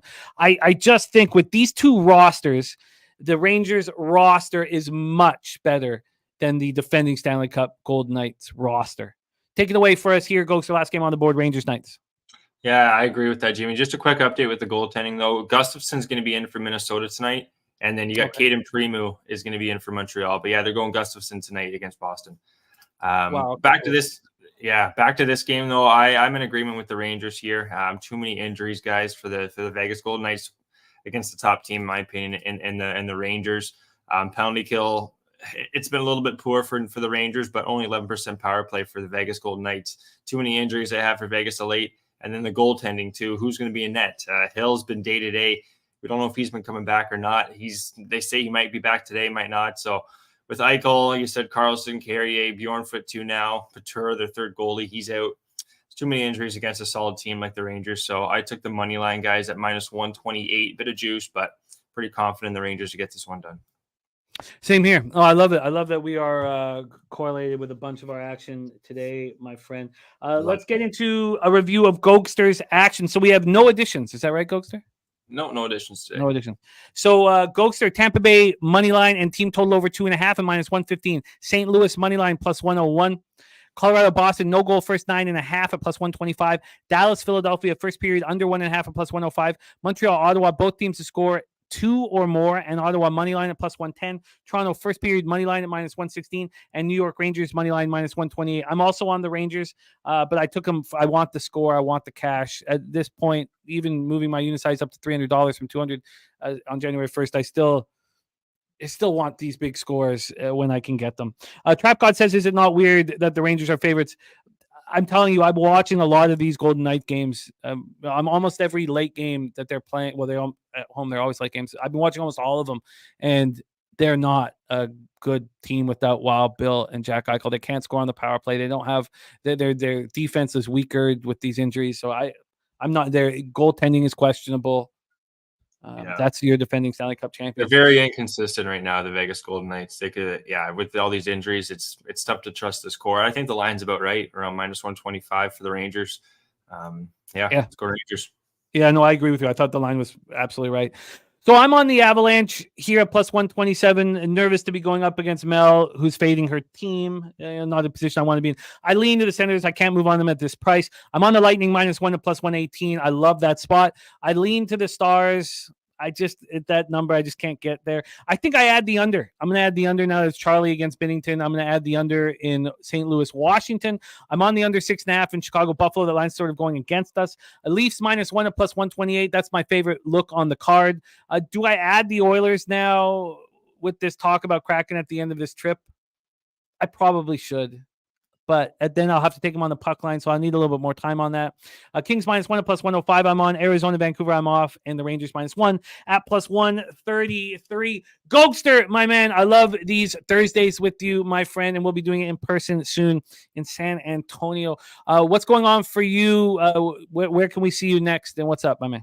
Yeah, so check me out, guys. Next Tuesday, I'll be on with Peter Loshak breaking down the NHL card and golf going forward, guys. Every Wednesday, usually I'll tweet out all my golf picks.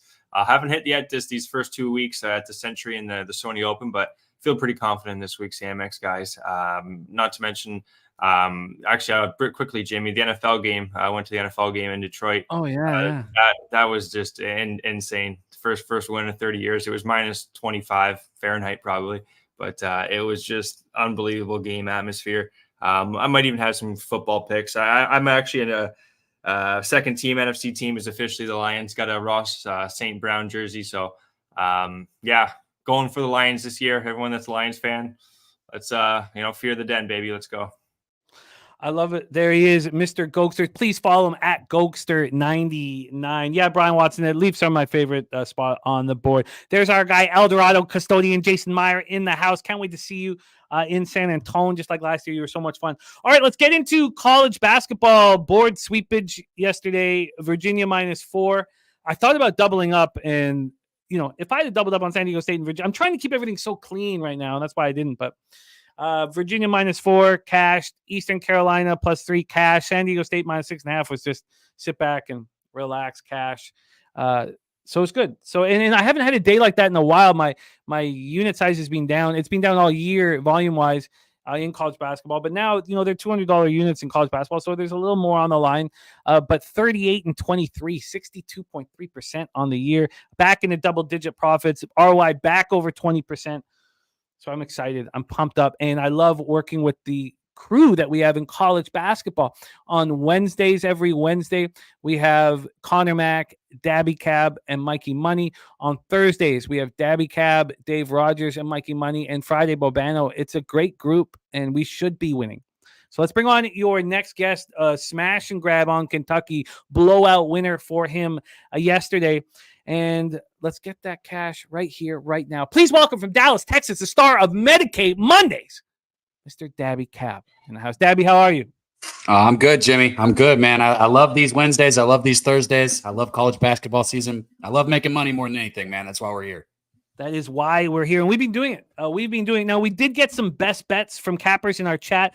Joseph Thompson gave us his best bet on his model, and that is Idaho State over 133. I'm going to pop that in the chat here, over 133. And then we have the Taint play of the day. Now, the good thing about the Taint play of the day is that we are going to be talking about that game. So I'm going to have that set up for the breakdown, and that is... here we go. That is Dave Rogers will be breaking down that spot. That's the last game on the board for Dave. So, here we go. So I will set that up. So we'll talk Taint there. And then the chosen one has given us his college basketball action as well. So he's on UMass Lowell -2.5, Wright State first half -5.5, Weber State first half -2.5, and Illinois -2.5. So I'm going to pop that here in the chat. So there we go. All right, so let's roll Daby Cab. I got to set a couple things up just so I'm moving quickly. Talk to us about your thoughts watching Kentucky roll last night. Oh, man, that offense, sometimes we get these things right, and I'm not trying to toot my own horn, but I said it yesterday. I said I thought it would be about a 13 to 15-point win. We got right there at 13 points. Mississippi State just couldn't keep up. Their defense, is still a good defense, but those guards for Kentucky are electric. There's a little bit of letdown coming out on the second half. Mississippi State came out up 14-2 in the second half, but then Kentucky got rolling again and everything evened out. Man, this Kentucky team can play. I tell you guys what, watch for them to make a deep run here in the tournament. And your thoughts leaving UConn off of your card, because I know you were close to moving on them. Oh, I left money on the table. It sucks. It hurts. And what hurts even more is I was so high on Kentucky that if I put another unit on Kentucky, or if I put a unit on UConn, I was going to put another unit on Kentucky first half. So UConn actually ended up causing me to miss a 3-0 day and only go 1-0. But I'm not going to beat myself up too much because we got to make more money today. We got to keep moving. Win or lose, you got to look forward to the future and make it happen.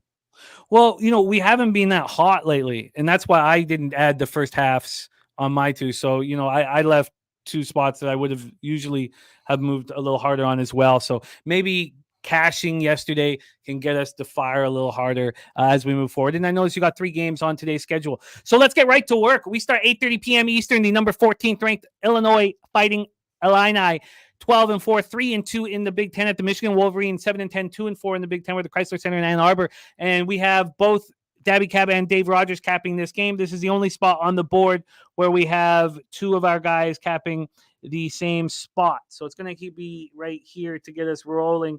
Let's talk about it here. We have Illinois coming off that 76-67 home loss to Maryland, losing by 9. Not good. And then Michigan stopped the bleeding at home, beating Ohio State 73-65. So Illinois played on Sunday. Michigan played on Monday. So Illinois with a slight one-game advantage, but now hitting the road. And their last foray onto the road, they lost by 5 at Purdue. They almost took out Purdue.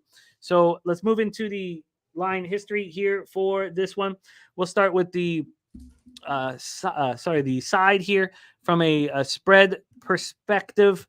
We have the get over to 8:30 quickly. My bad. Here we have the Fighting Illini -2.5 at Bet Online. We're going to use Bet Online openers because they get to the table the fastest. Don't forget about our Bet Online link on our website for new accounts.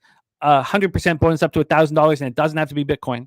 We're the only spot I see that. Everywhere else it has to be Bitcoin for the 100% up to 1,000. So it opens up at -2.5, gets to -3, and comes right back to -2.5. So we've had no movement at all on this side here at Bet Online. From a total look, we're sitting here at 153.5. 153.5. This opened up at 155.5. And it dropped to 153.5. We have a 2-point drop here. And then cash-wise, 32% of the tickets and 52% of the cash is on Michigan here, 32 and 52. Then we have 29% of tickets and 71% cash on the under. Take it away for us here, Daby Cab, Illinois, Michigan. I guess of late, you can say two teams heading into, opposite directions, with Michigan finally getting a big win over Ohio State, Illinois losing, and you've got the whole ordeal going on over there. Not going to talk about that here today because that's not what we're here for. But the Wolverines, outside of that, right? I understand that I just said they're heading in opposite directions, but outside of that, they're 3-9 ATS their last 12 games, 1-4 their last 5 games. You look at Illinois, they're 9-1-2 ATS their last 12 games, and their last 7 they're 5-1-1. So we're talking about one game where we've seen things turned. I know Michigan, like I said, they should earn some respect with that win over Ohio State, especially at the end of that game. They closed that game on a big run. I want to say it was like a 15-4 run or a 13-4 run in the final minutes there. And they're going to need that. I mean, they're going to need that coming in here, but I don't expect it to continue. I think this is a nightmare spot for Michigan. I really do. I think Illinois, they just suffered the loss against Maryland that we touched on. They were almost beaten by Michigan State early in the week also. Maryland outplayed them on offense, outplayed them on defense in the second half of that game, just absolutely beat them up and down the court. So I think Illinois is going to be extremely ready to play this game. One thing Michigan does do well is they shoot the three well. But I think Illinois' perimeter defense is going to be good enough to take away the Michigan 3-point advantage here. And if they do that, I think it's going to lead to transition buckets for Illinois. You look inside too. This is where I always talk about inside. I love when we got mismatches insides. The Wolverines, they shoot just under 60% at the rim. I think they're going to find it very challenging to get offensive rebounds against Illinois, who's 4th in defensive rebounds per game in the nation. Again, I'm going to say it. I think this is a nightmare spot for Michigan here. I think Illinois comes out hot. For that reason, I took Illinois in the first half here. I'm not even going to worry about full game. I took Illinois -1 first half here. I just think this is a smash and grab spot. Did you tweet this out? I did not. No, I didn't tweet anything out. So you can line shot for the show for me today. All right. Well, let's do that. But so with this market here, I would be on Michigan. I'm not going to do that. Yesterday, CMAC was on Southern Miss when the market was screaming Arkansas State. And so I stayed off, and that saved me. And I'm going to do the same here. I want to hear what Dave's plan is as well. But I'm not, just because I'm not going to go up against you guys. It's not a profitable endeavor. But the market here is really fishy, I guess you'd put it here. It's moving towards Michigan. There are 2s now on the board. So let's pull up the best we can get you. I know it's going to be at Pinnacle because they just They have a plus money at the 2.5. So let's move over there. Daby Cab on the board here with Illinois first half. Illinois first half minus a half at minus 111 or money line minus 122. Yeah, I'll go with the minus 111. All right. Cab is in. Illinois first half minus a half at minus 111. All right. We roll on. Next up for the Chillest, our guy, the Chillest, says people need to watch out for those Aztecs. This team has the pieces to make a run again in the tourney. Yeah, they look great, and we got paid last night. Let's roll. Next up for Daby Cab, and we're gonna have a ton of late night action this evening from all of our from Daby Cab and Dave Rogers, all late night action. So let's get into the next ball on the board. 9 p.m. Eastern. We have the Washington Huskies, 10-7, 2-4 in Pac-12 action at Cal Golden Bears. Cal Golden Bears 6-11, 2-4 in the Pac-12. We're at Haas Pavilion in Berkeley. Sorry, I screwed that up. Let me get over here to the line history, and then we'll set up some rest situation here. So we have this one popping up at 9 p.m. We have Cal sitting at minus 2 or 2.5, depending on where you shop. At Bet Online right now, it's minus 2. They opened up at plus 2. So we've had a full dog to favorite, like we saw with Arkansas State last night with the Red Wolves, which they didn't win. They lost by 3. This got up to 2.5 too. But we have an opener at plus 2, getting all the way to minus 2 right now. From a total standpoint here, we are sitting with a 154. This opened up at 156. So we have a legit move to the under and a big move over to Cal. We take a look at the cash for this one. We have, come on, show me Washington. Sorry about this. We have, here we go. 38% of tickets and 60% of the cash is on the over. That's it. I was about to say Washington. That didn't make any sense. And it's 50-50. Wow. 49% of the tickets and 54% of the cash on Cal, and they've gone from plus 2 to minus 2. I'm going to set up the rest advantage in a second. Let's hear what Daby Cab has to say about the spot. Huskies, Golden Bears. So I'm going to, I didn't say anything because I like to go ahead and talk. There's like with UConn yesterday, right? Hopefully we were able to make some people some money on that since we capped it, even though I didn't make any money on it, which pisses me off. This is another one.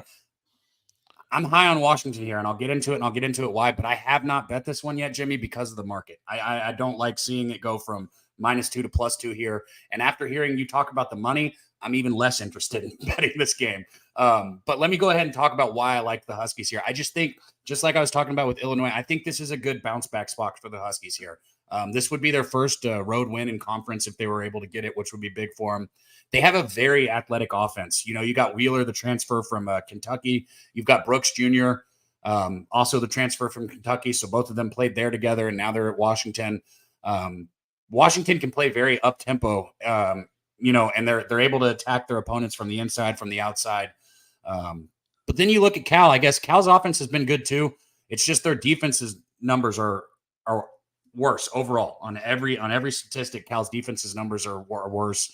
They have a negative scoring margin of 1.2. They allow 45.5% shooting, and they only shoot 43.1% themselves. They only shoot 34.2% from 3, and they allow 36.6%. So like I'm saying, this Cal Cal's been playing good. I'm just not high on Cal. And you also look, Washington touts a 12.76 adjusted efficiency compared to Cal's 3.53. There's too much variance in this game for me to look towards Cal. I like Washington here. I was going to bet Washington. I don't think I will. I usually say, hey, I'll let you guys know if I tweet. With this market, I can't bet Washington. I just can't do it. But I like Washington here. Liking the Huskies here. Cal's look pretty good at home. Beat Colorado at home 82-78. They have a one-day rest advantage. They played on Saturday while the Huskies played on Sunday. When we look at what the Huskies have done on the road, they lose by 12 at UCLA. They lose by 5 at Utah. Nothing wrong with that. Lose by 4 at Colorado. I think we were on them in that. Oh, Colorado. That was Colorado first half. And we caught Colorado first half. And then that was Washington's first real road game. I remember we talked all about that. That was we talked about that on Friday just before That was our last Friday show of 2023. I remember that spot. And then, okay, so yeah, I get it. I can understand being hesitant here. There's our guy. BJ says, let's run it back. Raptors plus 3.5 best bet. Look at that. That is wild. Thank you for sharing that with us, BJ. Eric Jones says Washington win outright. I think so too. I like Washington here. I hate that I'm going to let and Truth Teller says he's never scared of the market. Maybe I shouldn't be. You know what? And I can already see Mike's fucking LOL in the chat. You know what? Waffle these nuts, Mike. I'm 7-0 or 6-0 my last 6 college basketball bets. So suck it. Well, I think that you can say I respect these numbers, don't respect these numbers. The important thing is to take all the numbers in. Take as much information as you can to make a move. So let's roll on here. Next spot on the board, we stay out west for this one. I thought I had it all set up here with the cash flow, but we stay out west. Next up for our guy Daby Cab, the Oregon Ducks, 13-3, 5-0, undefeated in Pac-12 action at Colorado Buffaloes, 12-5, 3-3 in Pac-12 action. We are in Boulder, Colorado for this one. Let me get this set up. This will be the fastest way I can. Here we go. Let's move over to Colorado, and then we'll set this up right here versus Oregon. There we go. All right, so we have the Buffaloes snapping their 3-game losing streak, beating USC at home 68-58 on Saturday. And Oregon is winning in Pac-12. We don't know how tough this Pac-12 conference is yet at this point, but they just beat Cal by 7 at home. They went and beat Washington and Washington State on a road trip to start out 2024. That's never easy. They beat Washington by 2, and they beat the Cougars by 4. Let's get into the line history here for this one and then hand it over to Daby Cab. This is a 10:30 start here. Colorado sitting at -6. They opened up at -6. It got up to 6.5. It dropped to 5.5. It was bouncing all over the place from 6.5 to 5.5. It's right where it started. So we've had no movement here. And then on a total side of things, we are sitting here with a 146. It opened up at 149.5. Oh, it's 146.5. It just changed. So it's gone down 3 points from the opener. And then when we get to the cash flow here, we have 67% of the tickets and 81% of the cash on Colorado, and yet this line is not moving. 22% of the tickets and 79% of the cash on the under. So that's a big bets on that under, and we've seen that drop from 149.5 to 146.5. Take it away for us here, Daby Cab, Oregon, Colorado. First thing I'll say is, and anybody who's followed me for a couple seasons know I'm not a fan of either of these teams. Both these teams have pissed me off in the past, but they're playing each other, so we got a good little thing here. I think the Pac-12 sucks. If you want to know my opinion on how strong the conference is, I don't think it's a very strong conference. Colorado here, you look, the Buffaloes have been awful against the number lately. They're 0-5-1 ATS their last 6 games overall. Then you look at the other side, the Ducks, 8-3 ATS their last 11 games. You want to look at the matchup here. Oregon has only gone 1-4 the last 5 dates with Colorado, but different teams, different players. I don't look into that too much. I do think this is going to be a tight battle here. And Colorado might look like the better defensive team, but when you look at some of the numbers on their defense, Colorado is just 252nd in opposing 3-point percentage. And this Ducks team is hot, really hot, especially from deep. And I think they're going to be able to keep it close down the stretch. I'm going to have to ride with the Ducks here. I mean, as much as I've hated on this Oregon team, they're getting healthy. They were winning when they weren't healthy. They're getting healthier. You look at them, they're number 51 in the NCAA net rankings right now. They're putting up 115.3 points per 100 possessions. That's 35th in the country. They're allowing 101.4 points in return. That's 94th in the country. But then I said it right here. They're making 8.1 threes per game. That's 125th. Which is above average, and they're doing it on a 36.7% clip, which is 53rd in the country. Again, above average there. And I think that's where the difference is going to be. Colorado struggles defending the perimeter. I think because of them struggling to defend the perimeter, I think there's going to be an opening there, and I think Oregon's going to get some transition points in this game also. I like the Ducks here. I took 3.5 in the first half with the Ducks. If we can still get it. If not, you can shop. I'm sure that you can get it here. Cody Norton has FanDuel with different numbers, 53% here for for FanDuel, says Cody. Raven in the Desert in the house. And also interesting to note, Raven in the Desert and Joe Thompson both on that over in Idaho State. Let's line shop for Cabby in the first half. It's interesting because I was thinking in my head, the only way that I would take Colorado in this game is the first half, just from a coaching standpoint, because here how easy is it going to be to coach Colorado in this game? You have Oregon's 5-0 in the Pac-12, undefeated in the Pac-12, and they're coming into your barn to beat you guys to go 6-0. I mean, it'd be so easy to have Colorado amped up, but clear, sharp money, on Oregon, public here on Colorado, and the line not moving towards them. Again, we have at this point 67% of the tickets, 2,471 tickets in, 67% of tickets, 81% of cash on Colorado, and that line not moving a cent. So let's line shop here for Daby Cab for the first half on Oregon. Here we go, first half Oregon, and we can get you. See, we can get 3.5s. There are still 3.5s out there. Plus minus 114 over there. I'm going to see what Pinnacle has here. Quickly grab Pinnacle. Final spot on the board here for Dabra Cadabra. And can we get you a first half? And by the way, we also heard from DC Capper, who's on the over in that Washington Cal game. So first half, we can get you the plus 3.5 minus 114 is the very best. That's a Heritage. Minus 115, minus 116. Do you want the 3.5 or you want the 3? Are you muted, my man? I guess I'll take the minus 114 just because I want it to be the same number that I got. All right. So that is locked in. We have Oregon for Oregon first half plus 3.5 at minus 114. So 2 first half looks for Daby Cab. He's on Illinois first half minus 0.5 at minus 111. And he's on Oregon first half plus 3.5 minus 114.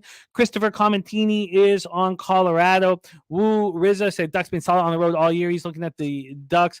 Eric Jones giving us a final score of 77-71 of Colorado. And Christopher Carter saying take Colorado and check the final score. So that's where we stand here. Daby Cab, get that cash, my man. Great to see you.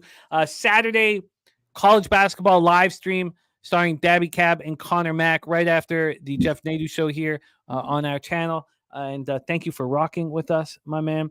And Ian Shaber, give me a shout out for the big Wednesday live betting basketball show all about the hoops. I know you guys got that cake yesterday. Oregon first half plus 3.5 minus 114. And Illinois first half minus 111. Daby Cab, any last words for the Capper Sporting Show? Man, you guys out there. Woo, Rizza, Ian, Steve G, even Mike, even though he's a douchebag.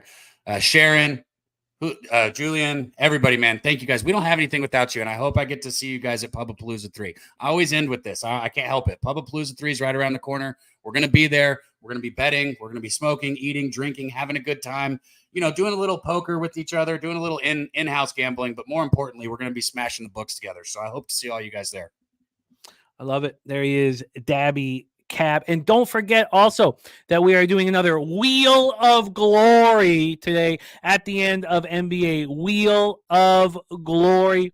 All you have to do is upgrade your membership. So we'll be doing $50 Wheels of Glory every Wednesday. And Jeff said that's not enough. We were going to be doing it every Wednesday and Friday. So we're going to be giving out $50 to anyone who is a gold member of Pub Source Radio if you win the Wheel of Glory on Wednesday and Friday. So we'll be giving $100 a week, and then you get the discount at our store. This is the Wheel of Glory. All right, we move on. Let's bring on our next guest. We have college basketball ripe and ready. 2 more guests giving out their best bets right here on Pub Sports Radio. Please welcome from Arizona by way of California. Please welcome Mr. Dave Rogers to the show. Dave, how are you? I didn't know there was a glory wheel. Yeah. Oh, yeah. Glory wheel. A little different than the glory hole. I was gonna. You know where that was going. So yeah, it's a little different. It's a little different, drier, much drier. Yeah. Well, that's good to see. I need to upgrade. I haven't. I feel bad that I saw that tweet, and everyone should do that. I mean, $10. You know me. I spend more than $10 10 times that every night on OnlyFans. But you guys, if you drink coffee, if you go to Starbucks, if you eat out at lunch, make a tuna sandwich and take it and buy a membership because we're winning you money. I love it. And we did that yesterday. Let's do it again today. Now, we don't need to set up your next spot on the board because we heard from Daby Cab. We're talking the Fighting Illini at the Wolverines in Ann Arbor. So take it away. How are you getting paid? What was Cab on, just out of curiosity? Not that that's first half, Illinois. Okay. All right, good. Not surprising. And just that quickly, Sharon Pulliam has upgraded to gold, baby. Thank you, Sharon. Means a ton. Great to see you, my guy, and thank you for supporting the channel. Take it away, my man. Shout out Sharon.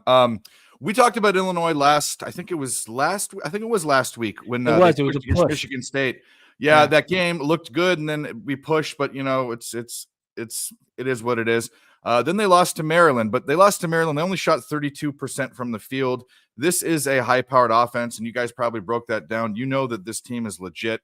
But really in this game, and Michigan, they have a potent offense too. They score almost 80 points a game, a little less than the Illini, but their defense gives up 77, and Illinois is around 68 per game. Illinois just statistically is the better team. But if that wasn't enough for you, you got to look at what these teams are doing against the spread on the season. Illinois are 8-5-3 against the spread. Away from Champaign, they're 4-0. Champaign, Illinois, they're 4-0-1 against the spread. 2-0-1 true away games and 2-0 neutral games. They're 3-1-1 ATS in conference. They're just a covering team, and they're one of the best road teams in the country as far as straight up and ATS. And then Michigan, they haven't been covering this year. 6-11 on the season. They've only covered 3 out of their last 14 games. They covered their last game, but that was the first time in 7 games that they'd covered. They're 3-5 ATS at home. They're 2-4 ATS in the conference. If you get where I'm going, I'm on Illinois. I'm taking the full game. I got it at 2.5. I hope it's still there. Inside of possession, let's go. It's better now. Well, good. We can get you a 2. Let's just see what the cost of the 2 is right now. To get you a 2 is minus 114. Yeah, it's minus 115 at Bovada. Do you want the minus 2 at minus 114, or do you want the 2.5 in a no vig situation, the minus 102? Well, I'll take the juice just because of my getting hooked so much. All right, so minus 2 at minus 114 for Dave Rogers. He's locked and loaded. Now we have 3 late night West Coast games on Dave's card. So let's head over there right now. 10 p.m. Eastern, the Hawaii Rainbow Warriors, 10-7, 2-3 in the Big West at Long Beach State Beach. 11-7, 3-3 in the Big West. We're at Walter Pyramid in Long Beach, California. Hawaii snapped their 2-game losing streak with a win at home over UC Riverside. They won 63-56. Hawaii shot 45.5% from the field and 29.4% from 3. They won the rebound battle, and they covered by a half point. They were 6.5-point favorites, and they won by 7. So that was on Saturday, and now they head to California. They head to California, hit the road, head to Long Beach. Long Beach has lost back-to-back games, lost to the Gauchos last out on Saturday by 9, 85-76. So back-to-back road games, they lose by 14 to UC San Diego and then by 9 to UC Santa Barbara.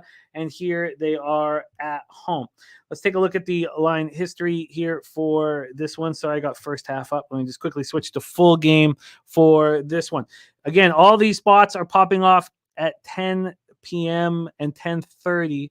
Hawaii sitting here right now as 3-point dogs. Over at BetOnline, they opened up at a 3. This went down to 2, and it came back to 3 at midnight. So it's exactly where it left off. Hawaii plus 3 at minus 110. And when we take a look at the total for this one, we have it sitting at 147. That's heavily juiced to the under, but this opened up at 148, so we're just dropping. So it's gone from 148. It's about to be 146 and a half. And then when we take a look at the cash flow for this one, we have 81% of the tickets and 93% of the cash on Long Beach State. Wow. It's a lot of money. Now, there's only 891 tickets in, but a lot of action on Long Beach State for this line to move to 2, and then it came back to 3. Interesting. And then we have 33% of tickets, 57% of cash on the over. Take it away for us here, Dave. Game 2 on your card. Rainbow Warriors against the Beach. The Beach, the 49ers, they change their name all the time. Who knows what they are? And by the way, Long Beach is not a beach. It's a bay with dirty baby diapers floating in it. Go south if you want to go to the beach. If you know, you know. If you don't, doesn't matter. These two teams, Hawaii doesn't score much but plays defense. Long Beach State's the other way around. They score a lot and they don't play defense. But really what you need to look here in this game is, away from the statistics, is the level of competition they've played. Long Beach State has played in the top, as far as the schedule, out of non-conference competition, top 20%. They're 119th ranked. Hawaii, bottom 20%, 303 ranked. So Long Beach State is basically, well, let's go say it this way. Hawaii's D'ing up on weaker competition and can't score against them, while Long Beach State is putting up 80 points per game against teams like USC and Michigan. And oh, by the way, they beat those teams. Long Beach State's 4-1 at home this year. That's straight up, but this is inside of possession. I can see 2.5 at minus 118 on FanDuel. That's what I'm going to take. I'm laying the 2.5 with Long Beach State. Minus 2.5 on Long Beach State here. 118. Let's see if we can beat this for you here, get a better number. And I don't know if we can. The 2.5 here is at minus 117. So we beat it by a cent. Good. And yes, Kent Davies, it is home of Sublime, my favorite band in the entire world. Wow. I was unaware of that. Yep. I was unaware of that. UC Davis, Cal State next up. So let's start setting that up. But we have a Long Beach State minus 2.5 at minus 117 for Dave Rogers. Moving on to Fullerton, California here for our next spot. UC Davis 11-6, undefeated in the Big West, as is Cal State Bakersfield. So we have both of these spots here, undefeated in Big West play. We're at Titan Gym for this one. And a nice little homestand for UC Davis, beat CSUN by 20, and then follow that up with a much tighter overtime victory over Cal State Bakersfield. So that is the work by UC Davis of late. Fullerton on a 3-game losing streak. You know, the same CSUN team that UC Davis beat by 20. Fullerton lost 76-71. Why do I have? Oh, I think my bad. I repeated the records for UC Davis, Cal State Bakersfield. Cal State Bakersfield 1-4 in conference. So I apologize for that record. They're 8-9. I was like, look at the 3 straight losses, but I just said they're undefeated. My bad. So 1-4 in conference. The only team they beat was Hawaii, 63-61. But in the midst of a 3-game losing streak, they also lost to Long Beach State by 10. So 2 teams moving in different directions. I apologize with the mistake there with record keeping. With their records. Both teams just played on Saturday. Let's get into the line history here for the next spot on the board here for Dave Rogers. And we have Fullerton sitting here as plus 2-point dogs. 2-point dogs. This opened up as a pick 'em. So we've had a 2-point move to UC Davis, 2-point move towards them. And then from a total side of things, I mean, that's a pretty fascinating line just to drop a team that's 5-0 in conference against a 1-4 team, and they're giving you a pick 'em. So UC Davis has been bet. This total is sitting at 134. It opened up at 133.5, got up to 134.5, and has come back. And then when we take a look at the cash flow for the spot here, we have, here we go. We have, that's not UC Davis. Fuck. God, it's annoying. I apologize. I'll have it here in a second. We have 41% of the tickets and 89% of the cash on Fullerton. A 2-point move against them. There's only 738 tickets in. Very, very strange here. They put out a line that you knew would get hammered, by anybody who, watch UC Davis of late. There's no information on the total. Take it away for us here. UC Davis, Cal State Bakersfield, Titan Gym in Fullerton, California. Yeah, we're going right down, hop on the 22, go north on the 57, about 25 minutes, and you'll be at Fullerton from Long Beach. By the way, I thought it was being gaslighted here, or maybe that I capped the wrong game when I saw Cal State Bakersfield, but it's definitely Fullerton. Yeah, sorry, my bad. No, it's all good. No, it's all good. I want to. I put it in wrong, and it's my all fault. good. My bad. It made me double. I went back and I'm like, oh shit, did I cap the wrong game? But either way, UC Davis. We're looking at the total in this one. UC Davis is a team that can score 73.2 points per game. Their defense gives up 69 points per game. Their effective field goal percentage is 99th in the country. That's pretty damn good at 52.4%. And they're good from three at over 35%. Last 4 games have gone over by an average of 10 points, and that was on a closing line of 141. So it's already looking good for the over. Then you turn to Cal State Fullerton, and they're a team that doesn't score 64.3 points per game on offense. They do give up 71.8 on defense, so their defense isn't great. But you wonder, can they score enough to get this over, even though it's a low total? Well, let's look at that. The last 7 games have been back and forth as far as being an over or an under. But in the last 5 of 7 games, or 5 of the last 7 games, the total score was 134 or more, and Cal State Fullerton averaged 66 points in those 7 games. So if Cal State Fullerton scores 66 or even 64, UC Davis, averaging 73 points, has to contribute like 2 possessions lower than their season average as far as points scored per game.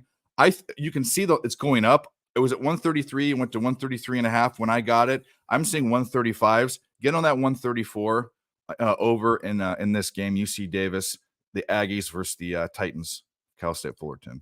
You got it. And Joe T on it as well. We can get you that 134 flat. It just dropped at Bet Online. 134 flat there. Let's move into our next spot on the board. The final one here with Dave Rogers. And we have arrived at the Taint play of the day. Taint play of the day is here. No, and this should give you added confidence, Dave, because you and Taint, we're on the corner of Taint and Rogers Boulevard. The Taint play of the day is Stanford minus 3.5. Stanford minus 3.5 is sweet Taint.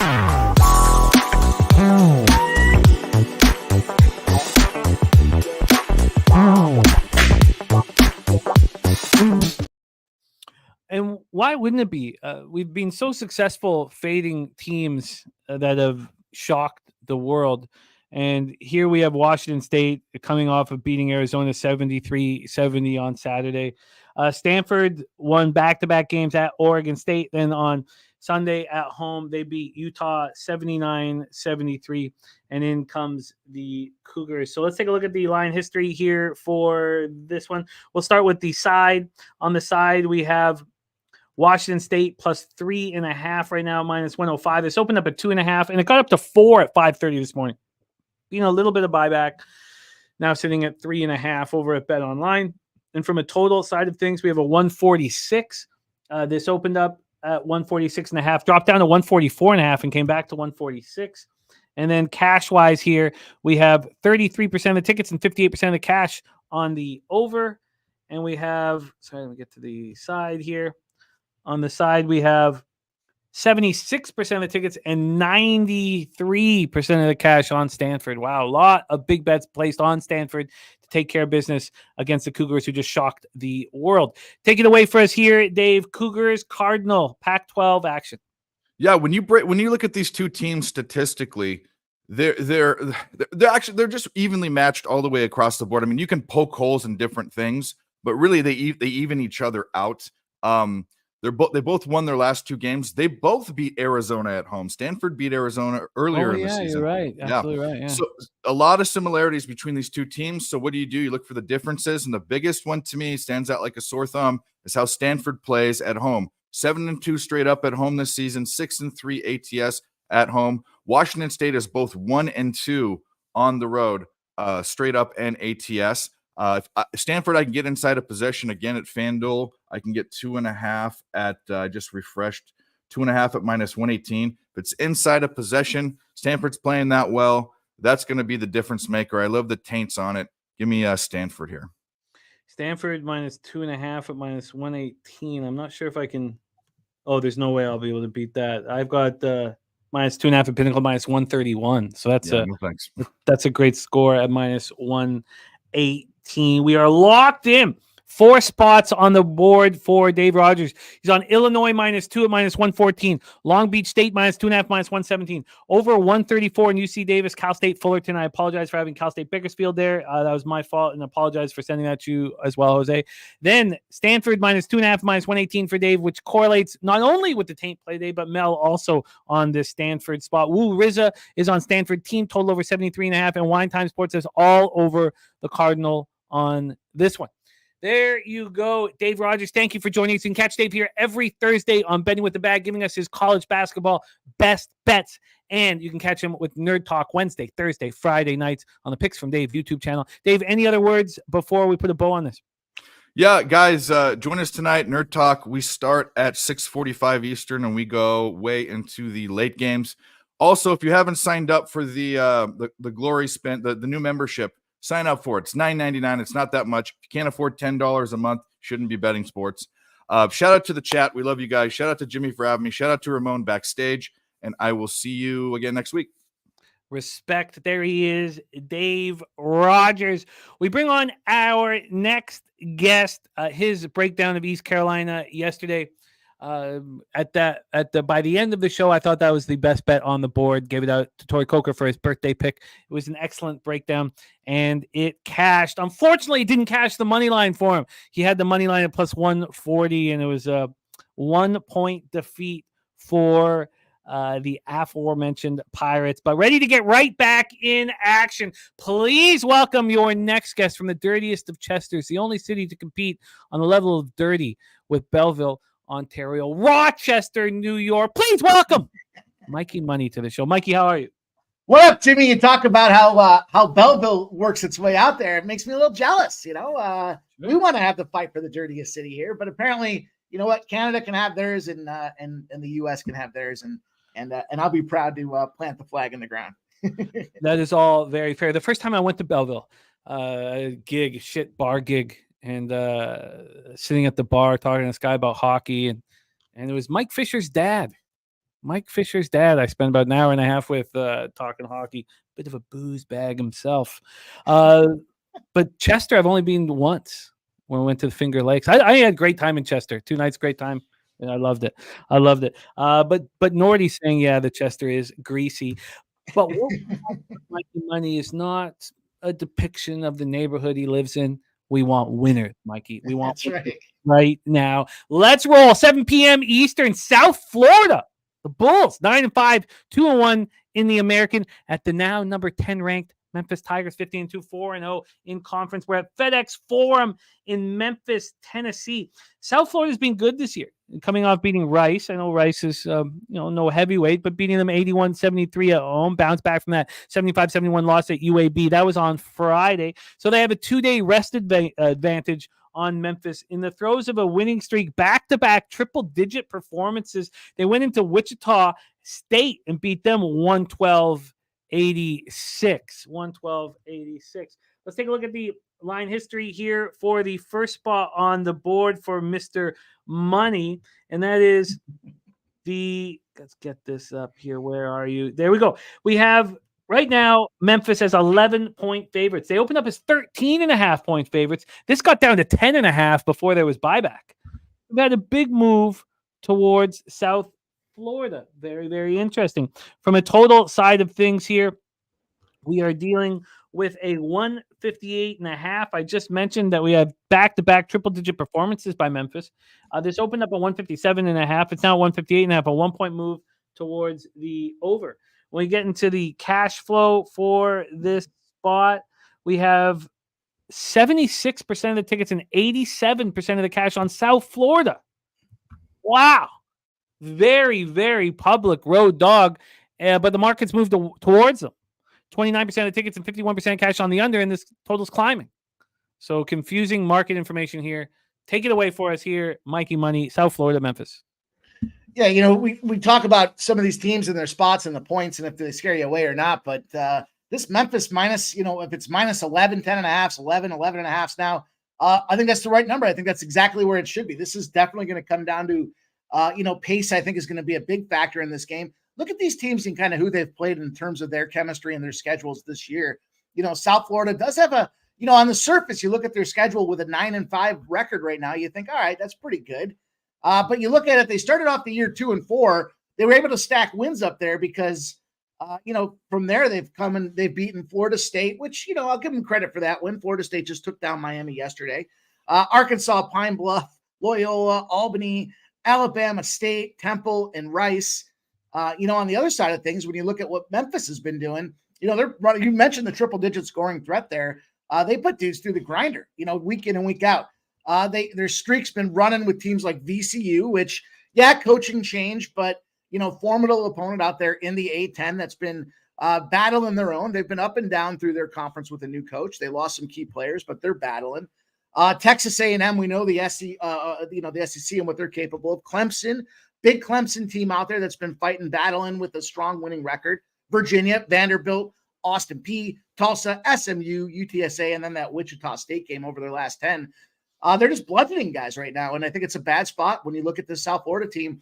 South Florida doesn't play well against ranked opponents. They've lost 38 of them straight up. Excuse me. Does that mean they can cover the spread? I don't think so. You look back at this thing here. Ranked home favorites going across college basketball playing unranked opponents are 110-93 against the spread.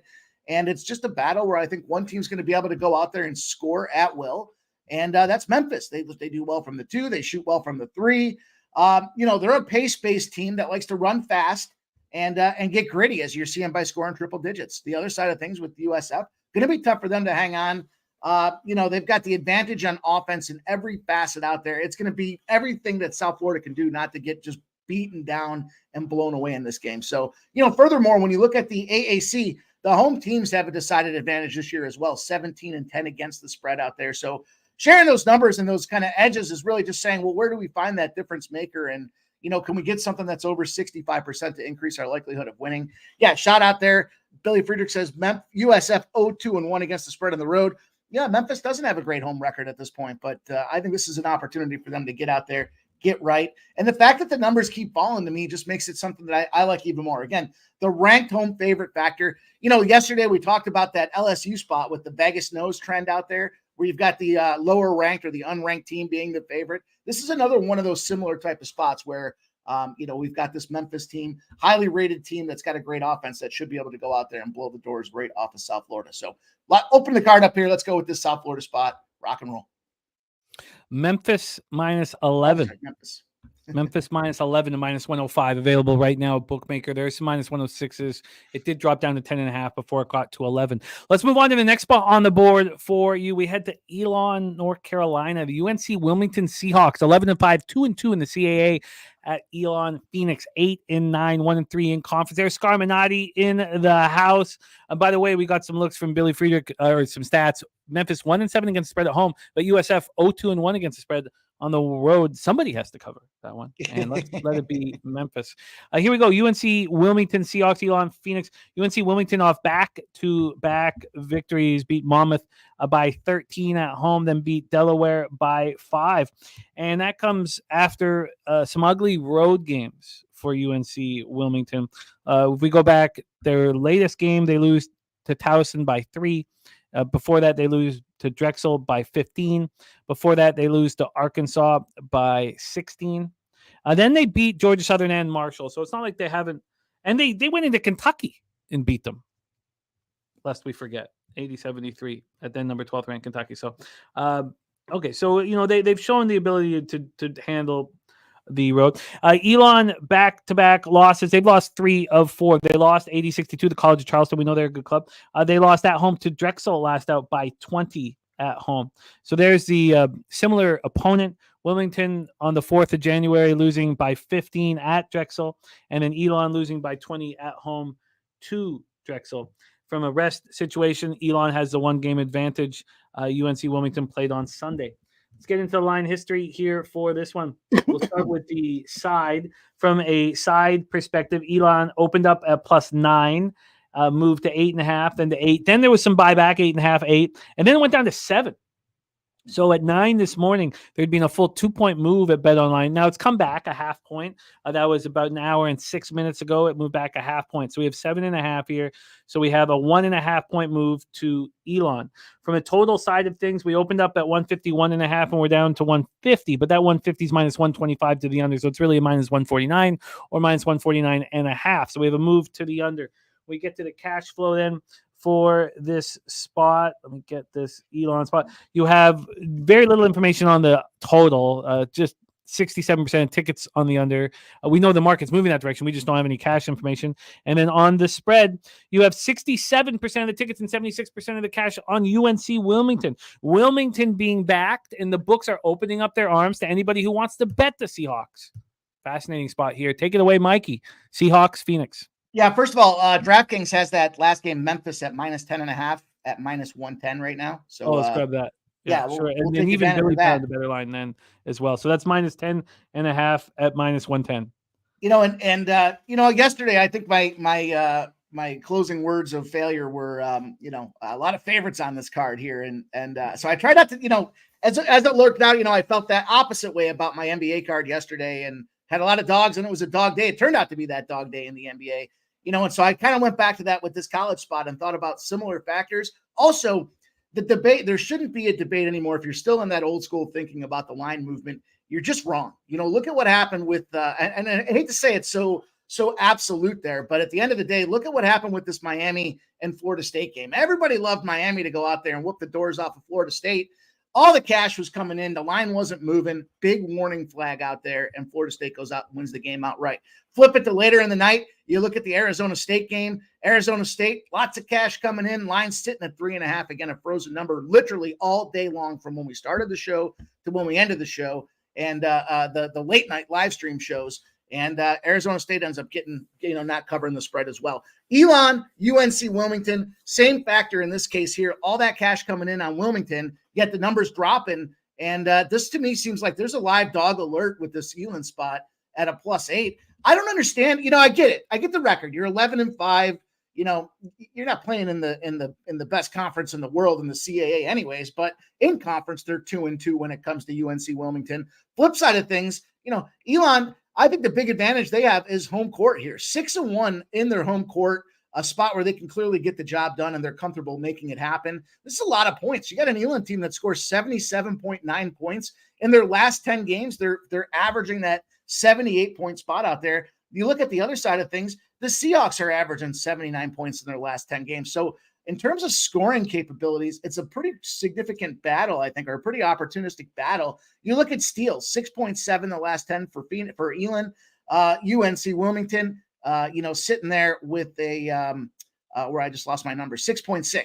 You look at the blocks per game, Elon's out there with 3.3 blocks, 2 blocks out there per game average for UNC Wilmington. This defense is highly, highly overrated. If you look at these defensive comparisons between the two, Elon's got these guys beat in every aspect of this court. So not only is this a +8 spot, but I think this live dog, again, is in play, and it's floating around out there at +290. Would not surprise me one bit to see, Elon to Phoenix. They're not great, right? They're not going to go out there and possibly win this, NCAA tournament, but they match up really well to this team. They're averaging more points outright. They're doing better at home. Every facet of the game in the last 10, they're a better spot. So I am going to jump on that money line as well. I'm going to take a unit on that +290, and I'm going to take a spot on that +8 as well. Now we're seeing 7.5 creeping across the board too. So do you still see an 8? I'm sorry. Do you still see an 8? Let me just double check. I see Caesar's always the last ones to refresh, so it might have come down to 7.5 now.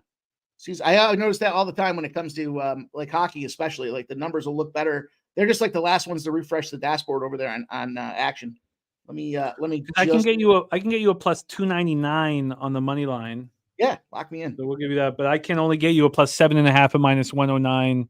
Oh yeah, Elon +8 -107 at bookmaker. Beautiful. There you go. There we go. +8 and they're the ones bookmaker and BetChris offering the +299. Is it still +299 over there, Billy? If you could let us know there. And bookmaker has the 8, says the Dapper. Oh, +308. So it's even gone bigger. +308, even better. Now there's an opportunity to pick up 4 units on a 2-unit risk. Worst case that, I said worst case would be they get blown out on their home court, which hasn't happened all season. So, a shot to take 4 units, the risk return there, maybe we go 1-1 and it's an even spot, but that's how you move the needle in this business here. You got to go for those shots. And when you've got a defense that matches up horribly, like we do with UNC Wilmington, don't get fooled by the initial first pass of that 11-5. All that cash coming in, get the money or the numbers moving. As you mentioned, the book's making it more inviting to take a shot with Wilmington. Tells me that we do have that $5 opportunity. Wine Time says talked him into Elon very easily. So we'll see. Let's see how they do tonight. I want to say a couple things. One, about the Arizona State spot.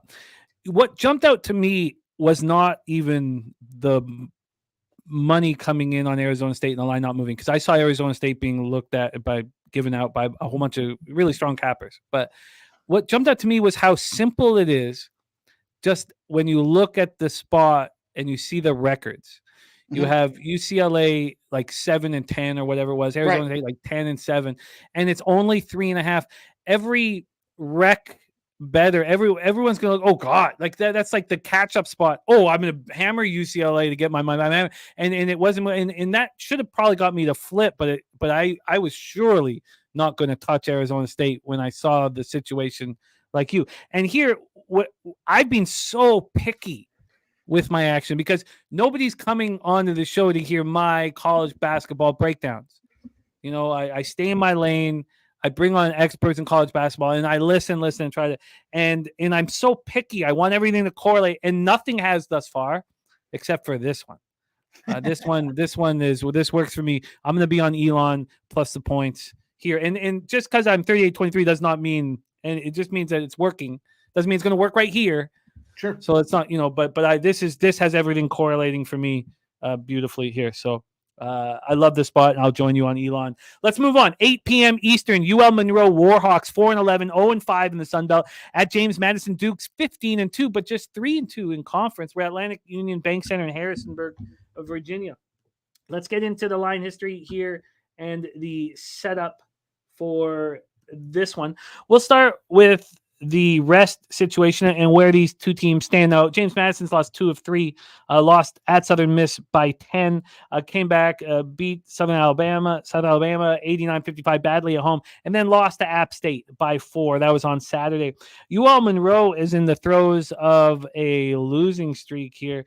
They have now lost 8 straight games. Last loss, they also lost Southern Miss, but they had this 4-game homestand.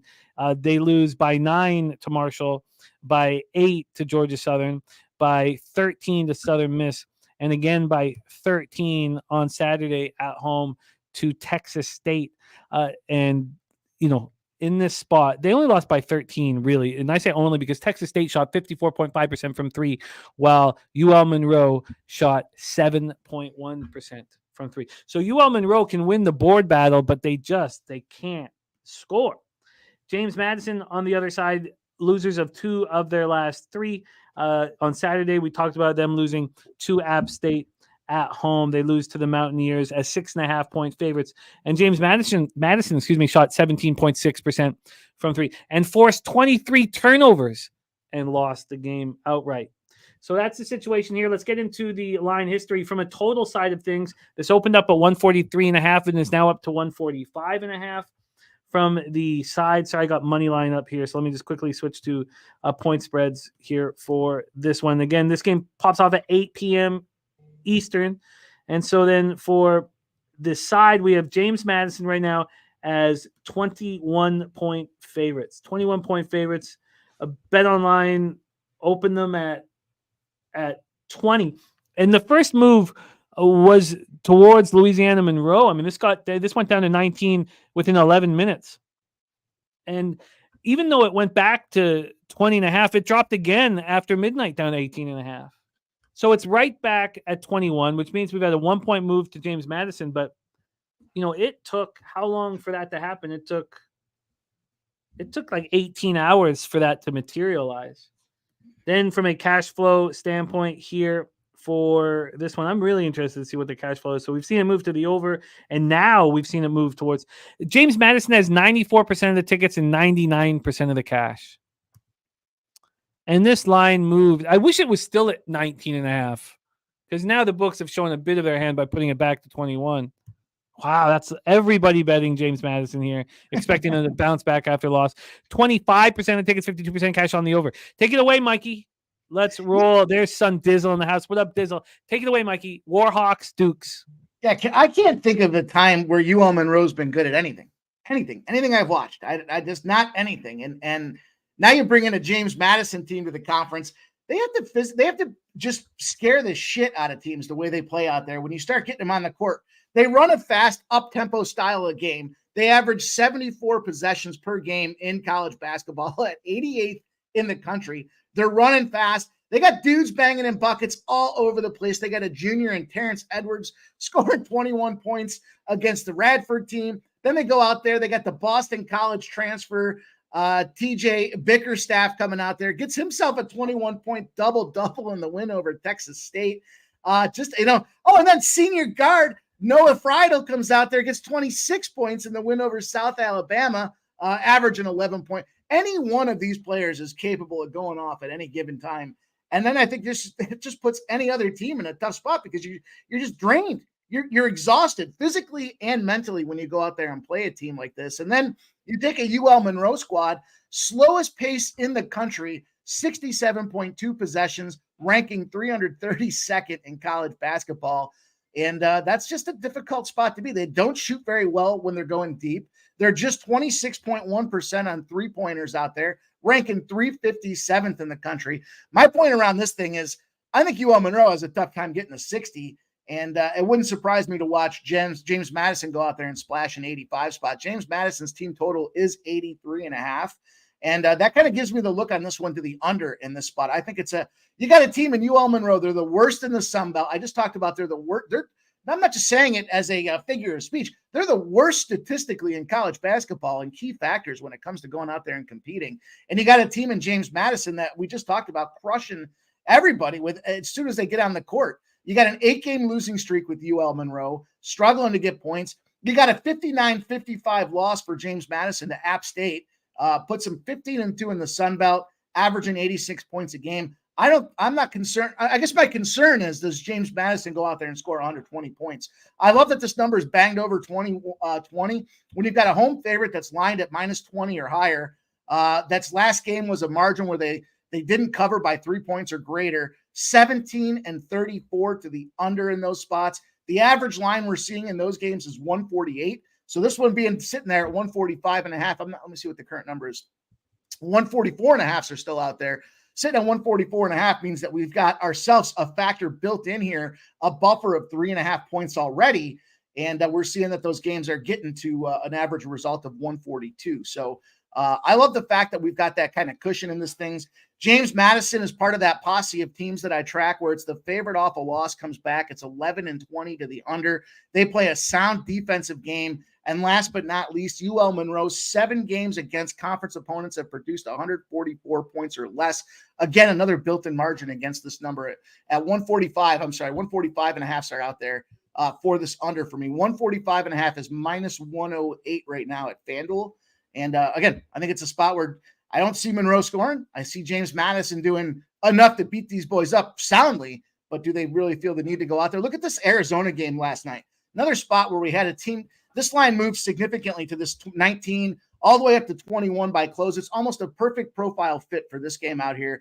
Arizona comes out there. They got a nice big high team total. I want to say the team total was 88.5 when that number had moved up, and they didn't get the job done. They didn't cut. They beat them boys up. They didn't cover the spread. I think they won the game by 16 when they were, again, a 5-point margin against the cover. But that game stayed under the total as well because the other team just stopped trying. And I think that's what happens when you physically impose your will against the team of James Madison should do here against UL Monroe. They're going to stop trying. They might get themselves 48 points, and it's going to be a nice, easy undercover for us. It's too bad James Madison's coming off that loss and lost losers of 2 of their last 3 because I would love to fade 99% of the cash. I won't be able to, though. Under one, those numbers would scare the shit out of me, too. If it wasn't for how strong James Madison is and how bad UL Monroe is. I think this is one of those spots where it's probably right on, but I'm going to go to the total. I think it's just a better look for us to stay under and expect UL Monroe to struggle. under 146 at minus 110. We can get you Perfect. over at Will Hill. Let's move on. We have two more spots on One the more board. spot. They canceled that Portland game because of ice storm. Oh, wow. Yeah. All right. Yeah, that sucks. Yeah. Talk about wasting your morning. Yeah. All right. So one final spot on the board here. That's too bad. Well, hopefully I Yeah. can roll because that's the only one spot that I've got right now on today's college card. We go to 8:30 p.m. Eastern. The Utah Tech Trailblazers 7-9, 3-2 in the WAC. It's Southern Utah Thunderbirds 5-11. Yet to record a victory in the WAC. We're at American First Event Center in Cedar City, Utah. Let's take a look at the situation we have here. Southern Utah Tech. We have Utah Tech coming in off of a win, snapping their 2-game losing streak. Southern Utah's lost 3 straight, but Utah Tech took out Stephen F. Austin Lumberjacks here. SFA shot 16.7% from the field, looked awful. Utah dominating. It's 53.3% from the field, 47.1% from 3. He shot so much better, but were just out rebounded so badly that they barely won the basketball game. Now they were 5.5-point dogs. The Lumberjacks, they're not a bad squad. So they're 5.5-point dogs and they won. Now they travel on the road. We've seen them on the road of late. They lost by 17 at Seattle. Utah Tech, they lost by 27 at Colorado. Southern Utah, losers of 3 straight. They also just played SFA. So Utah Tech has the rest advantage. They played SFA on Thursday, and then Southern Utah played them and lost by 2 at home on Saturday. They've lost 3 straight as well, losing 84-82 in that last matchup. So let's take a look at the line history here for this one. We're going to start with the spread. We're going to roll into NBA with Darryl Rice right after this one. The Utah opened up at +3. They're now at +4. We've had a 1-point move to Southern Utah. From a total perspective here, this opened up at 154.5. It got up to 155.5 pretty quickly, but it's come back. It's now at 154. And then when we get to the cash flow here for this one, no information on the total, only 917 tickets in. On the spread, we have 96% of the tickets and 98% of the cash on Southern Utah. Take it away for us here, Mikey. Your final game on the board, Trailblazers, Thunderbirds. Yeah, and I think that you see that ticket count, but then you see the cash, and they're starting to move. They're starting to show vulnerability to the Southern Utah side as I was looking across the books. And I think it makes sense when you look at these two teams. You got the worst in the conference in Southern Utah. What is it that makes them, a situation where they should be at 3.5 now becoming a 4-point favorite? Not a lot. They're not a big defensive team out there, but the thing that they do is they cover spreads better than just about everybody. 4 of their 5 wins have come on home court. They're 10-4 against the spread this year. 7 of their last 9 games have been covers as well. And this one just comes down to the stats about this thing. Utah Tech, okay, we'll give them that Stephen F. Austin victory, but look at how these two teams match up. Average points, 77.1 Southern Utah, 70.1 Utah Tech. Percentage shooting, 44-44 is a push. Then you look back at it, you got, in terms of 79 points allowed for Southern Utah, only 75 for Utah Tech. Kind of would make you scared, but then you look at the shooting percentages, 50.4% shooting effectiveness with Southern Utah to a 43% with Utah Tech out there. Not a lot of guys have a lot of points when it comes to this Utah Tech side either. Their biggest guy, Noah Gonzalez, averaging 11.8 points. Not a lot that's going to kind of invoke fear in you. Tanner Christensen, 11.4.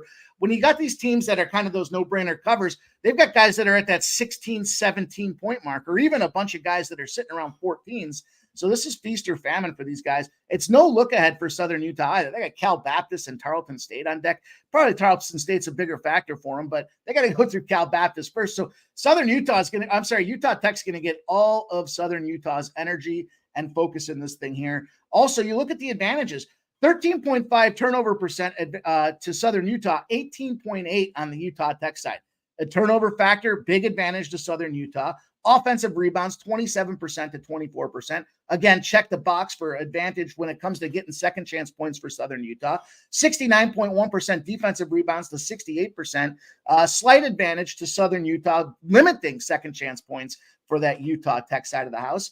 And just in general, you got a 46th defensive effectiveness rebounding team in the nation, 60th in offense for Southern Utah. Big spot out here where they're averaging 74 points a game to that 69 spot. Tight window for this thing, but the fact that it's gone from 3.5 to 4 to me says, this is the opportunity where the numbers are moving in the right direction. We want to capture that now, because if that thing moves much further by the time we get to game time, it's just going to indicate that, it's going to be that, obviously that much more slim a chance for us to cover this window. So the 3.5s, the 4s, we start to see 4.5s. I wouldn't go much higher than a 5 in this spot, but love this number right now. I think, again, as bad as they are, they got the advantages in defensive rebounds, blocks, steals, all the things to keep Utah Tech in check for a team that's not scoring a lot of points anyways. I think it's a great spot for us to take the worst team in the conference at home with a good home record, covering a lot of spreads and somehow laying points. Utah Tech's got Niagara on deck. Niagara, scary little team out there. I know, unfortunately, they're part of that triangle of misery I talked about. If you connect the lines between Niagara, Syracuse, and then go down to Bonaventure, and you stuff all the college basketball programs in there, they all suck. But Niagara's definitely a team that's been traveling out west, playing a bunch of foes out there and making things happen. And I think Utah Tech's going to have to focus on that game here when they got the worst team in the conference coming out there. This could easily be the throwaway where they start to get ready for the game against Niagara. You are locked in -4 at -110. Billy Friedrich throwing out a college basketball money line parlay: Illinois, Troy, Stanford, CS Northridge, and Weber State. The CS Northridge spot, Cal Northridge, is the spreadsheet play of the day in college basketball. Cal State Northridge, the spreadsheet play of the day from our Ron Crawford.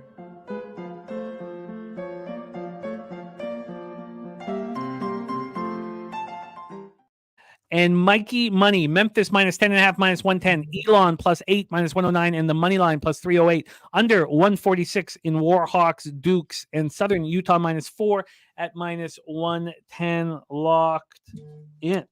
I'm bummed that Portland game got taken off the radar, because that was going to be a lot of fun to talk about too. But all right, we got a 4-pack today. We'll see what happens. I see some guys in the chat saying I'm not talking about William and Mary today. I saw him on the card. Believe you me, I saw the green and gold on the card. I just didn't get there with it. Didn't make the cut. You mean eaten with the tribe. There's Millsy in the house, MMA locker room, rolling with us, getting us started for NBA. But before we jump into NBA with Darryl Rice, please, Mikey, what's going on Last Call this evening? Oh, man, we got a big day here ahead of us. You guys know the deal here. Great hockey card. We've been having a tremendous season in hockey. We came off a nice day yesterday, nice little 4-2. We banged it up. We had a nice little same game parlay in that Lakers game. We're going to have some more fun putting that together again today. See if we can't find another way to keep stacking. We're profitable this week, having a nice record rolling, and going to be a lot of fun there. Trying to see if we can't close out Thursday big. Obviously, great NBA card ahead of us, and try to find another couple of college basketball games to bring there. Got to definitely take advantage of this late minute line movement to find these spots, like we talked about it, at the start of my piece here, talking about where you see these frozen lines and it's moving in the opposite direction. That's why we got to take advantage of those things, and that's what Last Call is all about. So lots happening in the world of sports. Look forward to see everybody tonight, 6 o'clock, Jimmy, Eastern, Last Call. Shout out to everybody in the chat and yourself, of course, for bringing me on, giving me the opportunity to talk some college hoops. Shout out to Ramon back there doing his thing as well on the 1s and 2s. So appreciate you guys. Appreciate the time, and I'll see everybody soon. I love it. There he is, Mikey Money. Please follow him on X at PimpSlapPOD. And don't forget, we have our Wheel of Glory. Now, we're going to go every Wednesday and Friday from now on, but we're going to do it Wednesday, Thursday, Friday this week. Wheel of Glory. If you are a gold member, $50 spin. We'll give out $50 every show Wednesday and Friday, and this week, Wednesday, Thursday, and Friday, if you can upgrade to gold membership. Billy Friedrich saying William and Mary 3-0 against spread as a home fave this season. Just saying, yeah, no, they have been rolling. Let's move on to NBA. And I had the great pleasure of backing your next guests, Los Angeles Lakers, yesterday, and loved every second of it. I love when a team plays well without their star player, and Kyrie goes for 40, averages over 40 while he's out. And I was like, watch Kyrie do nothing. And just to, God, some of these guys are just so predictable. And Kyrie doing nothing with with Luka back it was all so predictable, and I loved every second of it. Waited till it got down to 2, and thank God, because I made the asshole decision to back the San Antonio Spurs plus 16, so I went 1-1 yesterday. So, but 4-1 overall, which was great. Bo Jackson says, "We the North, man. We the North." The Raptors exploded yesterday, and the line at 2.5 today without Spicy P is wild. Lots to talk about here in NBA. We have 5 games on the card. Let's bring on your expert. You can catch him here every Thursday, and he is not coming off a great show last week, but man, has he been consistent over. This is the 3rd season that we've had him. Over the 2 years and 3 months of his rocking with us, he has been our number 1 NBA capper, consistent and rolling. So let's bounce back. Please welcome from Los Angeles, California, our friend Darryl Rice to the show. Darryl, what's good, man? How are you?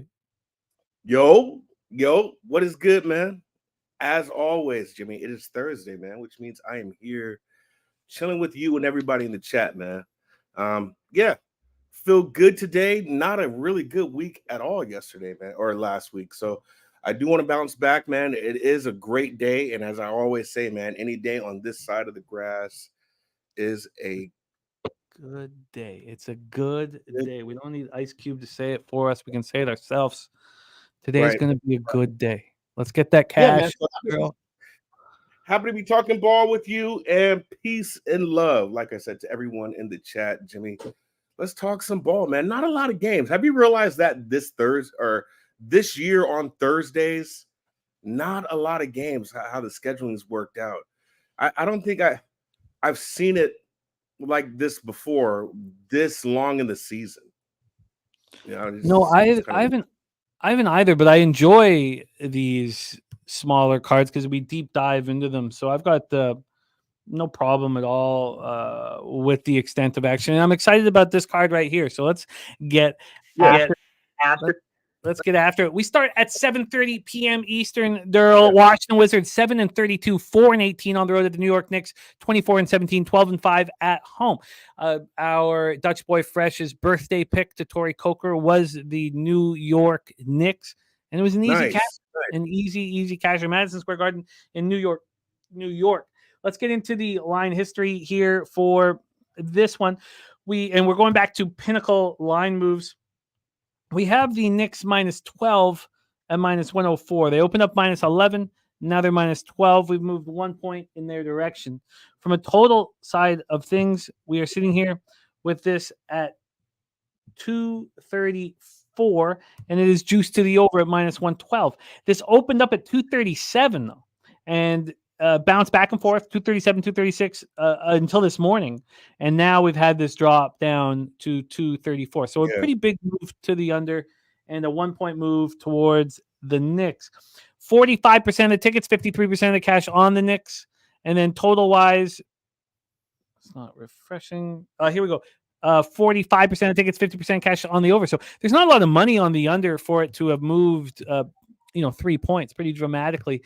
So Washington 1-4 over their past 5, playing at the 5th fastest pace in the NBA, 101.3 possessions a game. New York 3-2 over their past 5, playing at the 28th fastest pace in the NBA, just 95.10 possessions a game. The Wizards, despite being 1-4, they're shooting pretty well. They just play no defense. 46.9% from the field over the last 5 games, 38.2% from 3. The Knicks just 44.8 and 34.6 respectively. After winning at Atlanta 127-99 on Saturday, the Wizards got right back to their losing ways in embarrassing fashion, losing to the worst team in the league, the Detroit Pistons at home 129-117. It was ugly. It was ugly. And now we have a spot where we expect Bagley to not only play, but I guess be in the starting lineup because Daniel Gafford is in concussion protocol. We're not sure if he's going to play. I'll pull up I don't have my page up that gives me the latest information on that. The Knicks are on the second half of back-to-back after a 109-94 loss at home to the Rockets last night. Randall went for 31 and 8. Brunson back in action. That was part of the cap from Dutch, went for 30 and 7 assists coming back from that bruised left calf muscle. And in that loss, back to the Wizards side of thing, in that Kuzma loss, 21-8, and then got ejected for 2 technicals. I mean, it was just an embarrassing performance by the Wizards. Do they bounce back here? Let's hear it from Darryl. Take it away, Wizards, Knicks. Yeah, I don't think so. I don't think so. This line is high, and it's high for a reason. Even off of a back-to-back, you're coming in at 12. In the last game, that line was 9. So something about this just tells me that, again, you're going to have a team where Tibbs is going to ride them that plays defense against another team that plays absolutely no defense.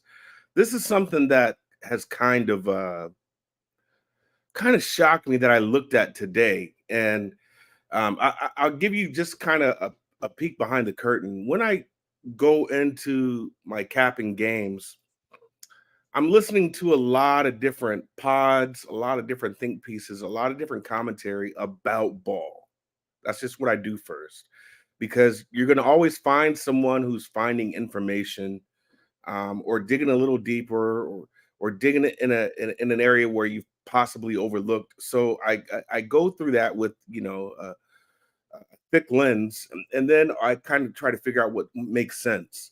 This is crazy to me. Have you realized how bad Jordan Poole has been as of late? Like, I imagine him failing in my head always. yeah. I mean, you just talk about a guy, an NBA champion that had something to do with that championship run. I believe it was at game 3, possibly. I forget which game it was. And now this guy gets a $180, and I mean, where is this guy? So a lot of commentary, a lot of think pieces thinks that this guy probably won't even be in the league. But I looked at his points, bro. And his points, when I looked at them last night, his points were sitting at 16.5. Looked at them today, 15.5. So that's telling also. That tells me that OG is honestly going to lock this man up. So you're probably not going to get the points that you need from a player that you paid a shit ton of money to get out there and hoop. And that's not happening. So the way I'm looking at this game is, first and foremost, I should have just said, do you want my analysis here? Do you want it? Very, very telling. Very telling. But here's my analysis. First and foremost, give me the New York Knickerbockers first half minus. I don't give a fucking shit what the spread is. You ready for this? Here's my analysis. I don't give a fucking shit. I don't give a fucking shit. So yeah, I don't give a fuck. I don't give a fuck. I don't give a fucking shit. I don't give a fucking shit what the spread is.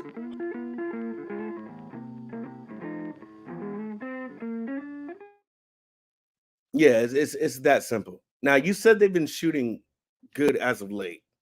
I would say, well, for what it's worth, they played Detroit, Atlanta, Indy, who also shoots up a lot of threes, and OKC.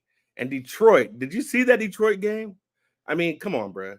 Detroit put up a $129 on them. This is the same team that had the record for the most losses in a row, right? So, no, they're going to have a juggernaut in defense. OG is going to lock down Jordan Poole. And I promise you, man, I promise you, I just don't think this is going to be a competition. What does kind of, here's another thing I looked at also. I think this game gets away from Washington because of the fact that they don't play defense, and because New York does, that this is going to be another game where New York, when they win games, their opponents don't even hit 100, right? They played Houston. They beat them 109-94. And this is a back-to-back we're talking about, and you're still coming in as double-digit favorites. Now, mind you, they are home. They're not going anywhere, but still, it's a back-to-back on kind of a hard game they played yesterday. They lost to Orlando, but Orlando still put up 98 points. They beat Memphis 94 points. Dallas got them at 128 points, but then Portland 84. So any team that I feel is not a good team, they're not going to get at their team total, right? The last time Washington did play them, they smacked Washington 121-105. So I'm saying all that to say is New York Knicks, I got that at -6.5. Give me that first half number, but also give me the team total under 110.5 for the Wizards. I believe those are two good solid spots there. Wizards team total under 110.5. Let me see if I can beat that very quickly here at Pinnacle, and then we'll move on to the second spot on the board. Oh, of course. Yeah, it's so stupid. All right, let me just try this again. Pinnacle is just such a pain.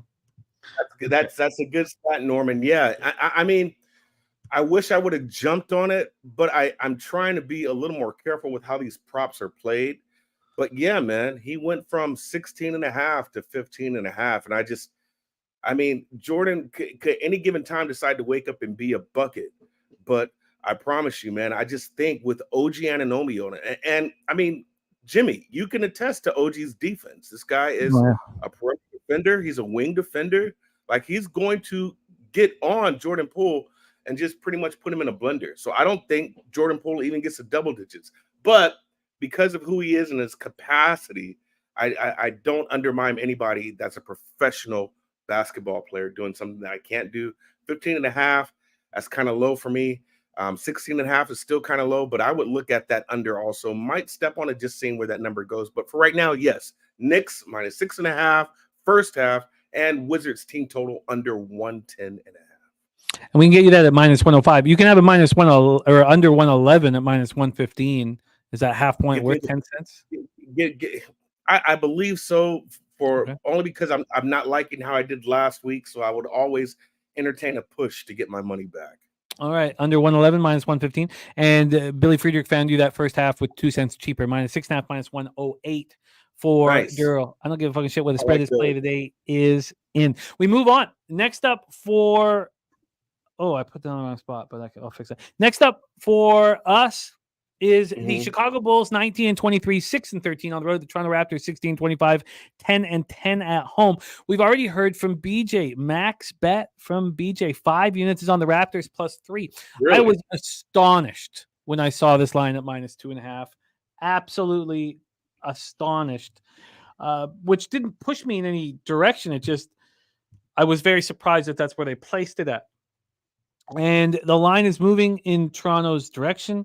It is now a 2 across the board. So the line moving towards these Raptors.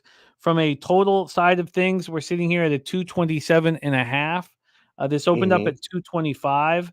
It shot up to, how high did it get? It got up to 228.5. We're sitting at 227.5, though. 2.5 points to the over. We get over to the cash flow. We have 42% of the tickets and 43% of the cash on the Raptors, and the line moving towards them. 78% of tickets and 96% of cash on the over. DG says yesterday was a perfect storm for the Raptors. I hear you, DG. And to see that the line was this low really took me back. I did not expect it. Bulls 3-2 over the past 5, playing at the 21st fastest pace in the league, 97.82 possessions a game, and they're shooting well, 48.9% from the field, 39.1% from 3. Raptors have not shot this well all year. I don't want to get too into what they've been doing over the last 5 games, though, because we've had the dramatic change getting Spicy P off the floor. So I'm not going to. But the Bulls coming off their second loss in 3 games, 109-91 at the Cavs on Monday. Vooch went for 17, 10, and 4. But, a pretty ugly performance. The Raptors are on the second half of a back-to-back. So all the headlines were made. They trade Pascal Siakam. I had a good friend say this is one of those rare lose-lose trades. Really?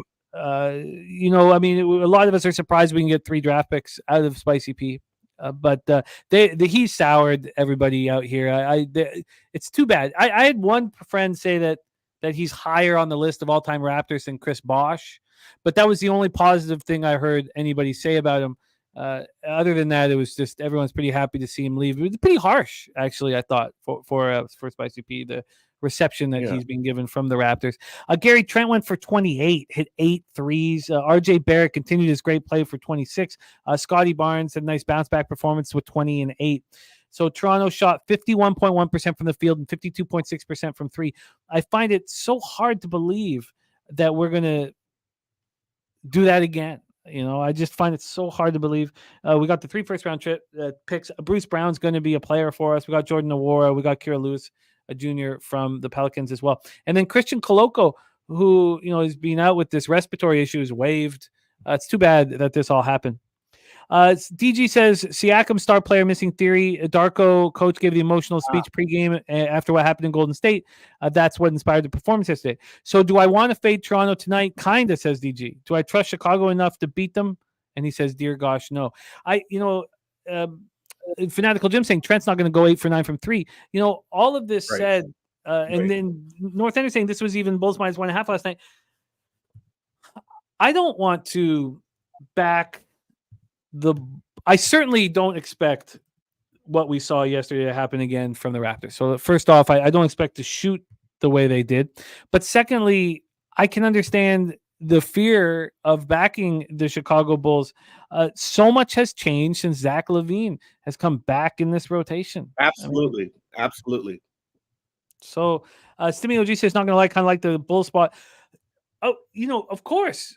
How could we not like the Bull spot? How could we think the Raptors are going to come back and do this? But I don't know. So I'm just uncomfortable about the whole spot. So maybe you can illuminate spots for us here. Take it away for us here, Darryl. Bulls at Raptors. Yeah. Yeah. So how another part of my cat, what do I say? When there's too many moving parts, and in this case, the trades that have happened with Toronto, is it good to back them right now? Now, I challenge anyone in the chat, just look at, as of late, how good the Bulls have been playing. And they've been doing pretty decent, So this game, for me, it was a no touch right off the bat because of the recent trade, because you got guys that are starting to get acclimated. You're losing. His name is not Pascal. Remember, we called him Pissant Siakam because of all the assists that he was losing us last year. So for me, it's Bulls or nothing. That's just the way I look at it, only because of how they've been playing as of late, and because you just have the trades that just went down with Toronto offloading, Pascal. So when I see something like that, when I feel like there's too many moving parts, I just stay off of it. So for me, I just think that it's either a Bull spot here because of how they played, or just stay off the game. That line is short for a reason. And as a matter of fact, I'm seeing 2s in some cases. So that would, So, I mean, the way I feel about the game and having the line move the other way just kind of solidifies the reason why I'm off the game. But if I had to look at a spot, gun to my head, it would still be the Bulls here and not the Raptors. But for now, it's just a no play for me. Yeah, I think there's a lot of interesting ones. Well, one, if you are backing the Raptors, I don't know if there's a higher capper in our chat than BJ. He's max betting the Raptors, so you're in good company there. Yeah. And then, I was going to ask you though, Jimmy. You have first rounders in return. What's that starting lineup look like now? I mean, it's what we saw last night was Jonte Porter at the 5. So that's what we'll have again tonight. But quickly, Trent, Barrett, and Barnes, we know that'll be the case moving forward. So it's, right. But then Pirtle's going to be back in no time. So we can put Barnes in all sorts of different spots to keep it a clean starting rotation. And then I'm with DG here too, that I think there is relief. I think this is going to help Toronto just to get this done. Now we know what we've had OG and Spicy P hanging over our heads for a year. So now it's done and it's free, and I think everybody's going to be a little more relaxed. Yeah, Justin, I'm on the other side of spreadsheet and NHL. I am. Yeah. It's a I love the NHL card. It's really, really fun card. But so I'm with you. I'm off of this spot. The only thing I could do is back the Bulls. And if Zach LaVine was watching, from the rafters, I'd be on the Bulls. Yeah. But I'm telling you, if you just look at the numbers, Jay, the Bulls are playing some good ball right now. Now, could they drop the ball at any given time and go back to just total ass? Yeah, it's the Bulls. But for right now, how they're playing, the type of ball they're playing, it is a lot better. So, yeah, no, I'm with you. I'm off. Let's roll on. 9 p.m. Eastern. Oklahoma City Thunder 27-13, 11-8 on the road to Utah Jazz 22-20, 15-5 at home at Delta Center in Salt Lake City, Utah. Oklahoma City 3-2 over their past 5, playing the pace 98.6 possessions a game, and hitting 50.7% from the field. 35.8% from 3. Those are pretty good. Well, not the 3, but those generally okay numbers, except when you talk about the Jazz. You can't compete with how they're shooting right now. 5-0, Right. of course, winning basketball games, 101.8 possessions a game. That's 4th fastest, 52.7% from the field, 42.3% from 3 over this 5-game stretch. Yeah. Let's get into the line history here for this one. Jazz sitting right now as 3.5-point home dogs. They opened up at 3, a half-point move towards OKC. So OKC's gone from -3 to -3.5. From a total side of things, we're sitting here at 244, 244.5 at Bovada, 243.5 at Will Hill, and right in between is Pinnacle. But Pinnacle opened this up at 246.5, so we've dropped 2.5 points on this total. When we get to the cash here for game 3 of the 5-game slate, we have 75% of the tickets and 81% of the cash on the Jazz. And the line's moved a half point to the Thunder, which means that that's the only place I want to look. The public backing this team that keeps winning. The only place I want to look on Thunder. Do I want to catch a falling knife and say that this is where the Jazz lose? No. No, I don't. 65% of the tickets and 89% of the cash on the over here, and we've seen it drop 2.5 points. Yeah. So the market's going in the opposite direction of where the cash is on both side and total. The Thunder coming off back-to-back losses in LA. Monday they fell 112-105 at the Lakers, and Tuesday they lost 128-117 at the Clippers. Against the Clip, Jalen Williams went for 25, 10 of 14 shooting. I mean, he's really, really coming into his own. And then Shea just had 19. Shea didn't look great. I wonder. Right. He's such a smooth operator, but I don't. Obviously we know he was sprayed by the Clip, but I don't know why he didn't really perform there. Lou Dort went for 19 as well. Jazz coming off their 6th straight win and 9th in their last 10, 132-105 at home versus Indiana. Of course, they were supposed to host the Warriors last night, but the Golden State assistant coach dying from the heart attack stopped all that. Right. And I'm not saw a number. Well, I'm just not sure what effect that's going to have. We know that the Warriors game tomorrow is canceled. That's canceled also. Yeah. That's canceled. Yeah. And so it's one thing when someone dies of a heart attack. It's another thing when they die in front of you. Obviously. Yeah, man. Which is Jimmy, have you ever seen that before?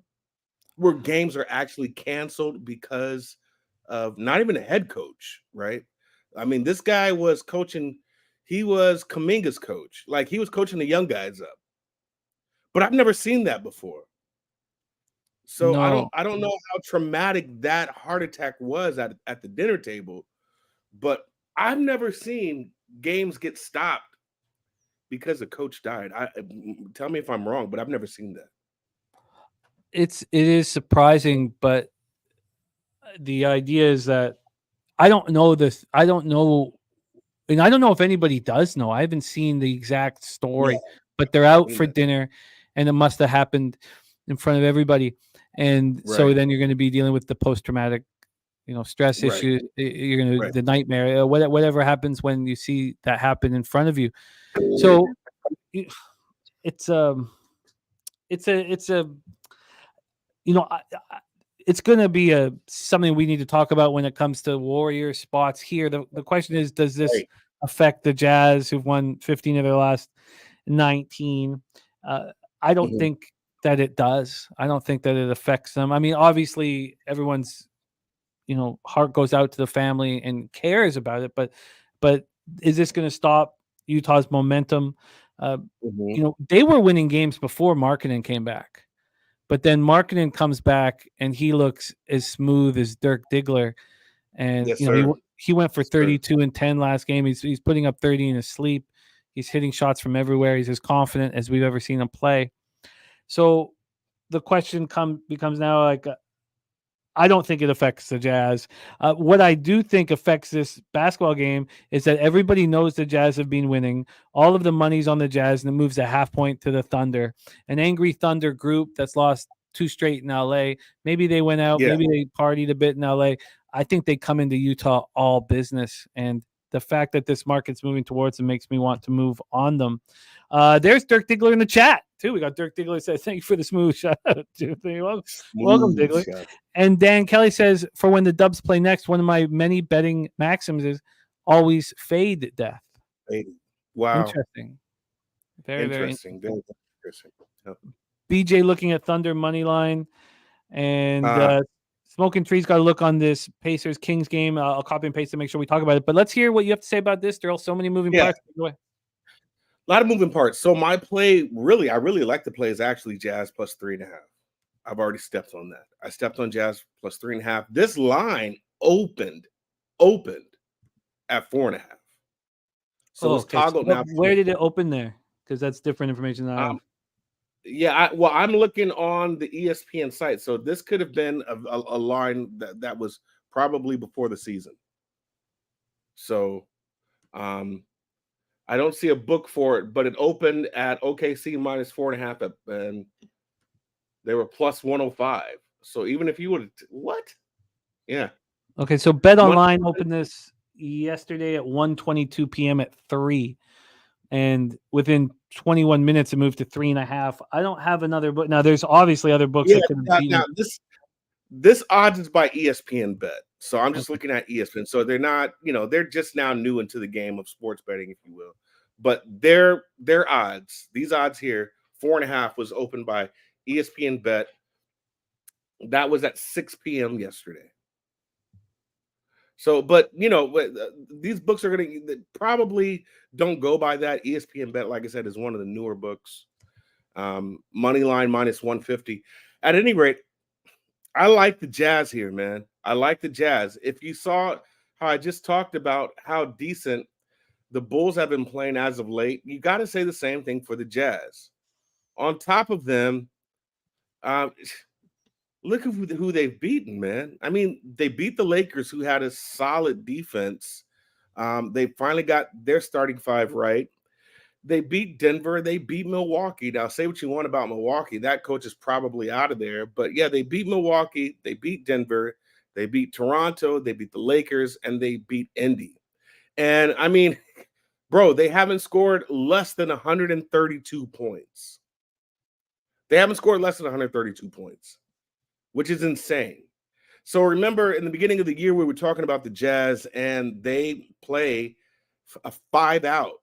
That's how they get out. They play 5-out because everyone can shoot for the Jazz. Everyone can.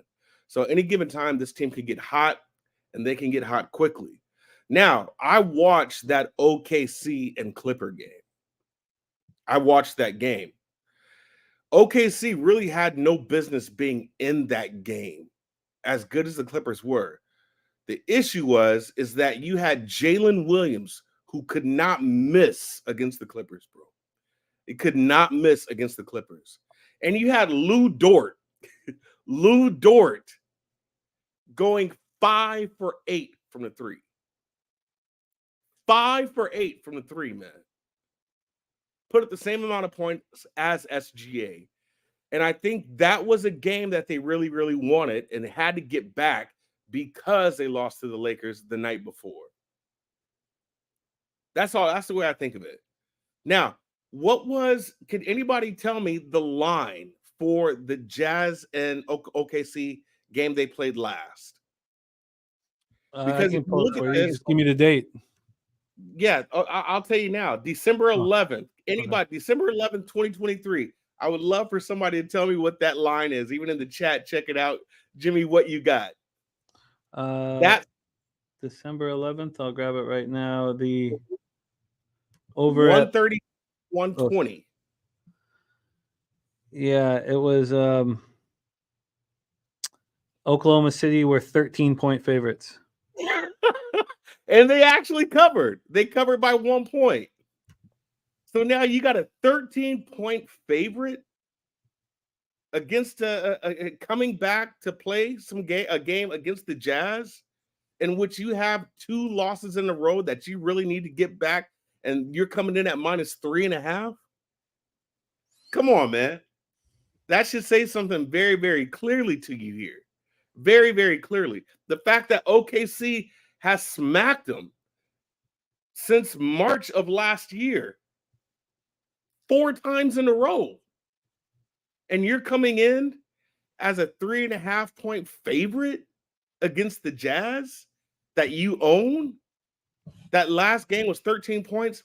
That's telling me all I need to know here, man. That's telling me right now, in my opinion, the way I'm looking at the line, it's telling me outright that this is a Jazz spot. This is absolutely a Jazz spot on top of how good they've been playing. Now, if I'm also right, Oklahoma City, their next game actually on the 20th is against Minnesota. That's the game that you want to get up for. So I just really like the Jazz, especially at home, man. They've lost 20 games. Only 5 of those games have been lost at home. So they've got a pretty good home record, man.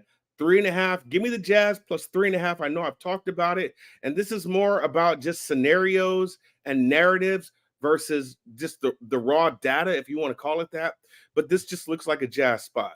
So give me the Jazz plus 3.5. I'm also going to give you Jazz money line here. Jazz money line. I believe they win this game outright. Wow.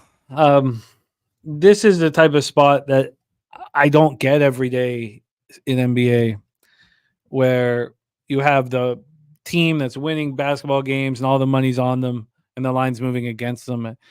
I don't know if I'm going to have the conviction to go up against you, but the only way I'm looking is the Thunder. Yeah. I get it. I get it, man. I get it. Because I do not believe it's opened up 4.5. Every book I see here, I mean, we're talking BetOnline came out 5 hours before ESPN dropped. So if I saw that it opened at 4.5 and, you know, was now 3.5, that was a totally different world. But I have this opening up at 1:00 in the afternoon yesterday, and the books that followed up at 3:00 all had the same threes here, and it moved immediately to the team that you wouldn't expect. Yes, everything you're saying makes tons of sense, and that's why, you know, 3 out of every 4 bets are on the Jazz. The line's just not moving with it. But I don't know if I have the conviction. I'll have to sit with this afterwards. I don't know. We'll see. Yeah, to me, it just feels like a Jazz spot. And the biggest thing that I've seen is just the variance in the line, man. It's just that this line should not be that short with the ownership that OKC has had over the Jazz as of late. And this is just dating back to a year. On top of the fact that they're coming off 2 losses, have the rest. Now, Utah's had rest also. SGA has not been balling. But I just don't think you're going to get Lou Dort shoot 5 threes again. And I don't think you're going to have Jalen Williams go the fuck off like he did. Now, mind you, they kept that game close. But A, it shouldn't have been close. And B, it got out of hand in the last 2 minutes of that game where PG-13, playoff P, just went off. I mean, the dude started shimmying like Steph Curry, man. He just could not miss also. But if you look at that game, OKC, man, they could not miss. It just got away with them in that last 3 minutes, and that's why you see such a big blowout. But I'm more convinced that OKC isn't going to shoot as good as they did, especially those 2 players that I've talked about. Ron Carver says OKC can lose in Atlanta. They damn sure lose in Utah. I mean, look. And elevation. You know, Canada loses at home to Czechoslovakia. I mean, what does that have to do with anything? You know, but so yeah, of course, OKC can lose in Utah. I mean, okay, so plus 3.5 minus 106 and plus 140 on the money line. Jarek White, my man in the chat. Jarek White, we want to give you your money back. I don't know if you've got it back already, but we want to give you your money back for the confidence pool. You didn't put your confidence points in, and we want to just get you your cash back. So let us know in the chat if you've received it. If then I don't need to worry about it. But North Ender makes a great point, man. I know everybody has kind of talked about their plays and everything. Don't let anyone talk you off your plays. I mean, if you go with it, you go with it. I am not right, as you can see, and I have bad days. But the way I cap is the way I cap, and if you have conviction in the way you cap, so be it. So just, you know, best of luck to everyone on your plays, you know, when you're looking at it. And it's part of the fun. You know, it's part of the fun. Okay, let's roll on here. Okay, Jose. Okay, so we've got to get to the We've got to get to the wheel in 12 minutes. So that's fine. We've got 2 games left that we can do in about 8 or 9 minutes.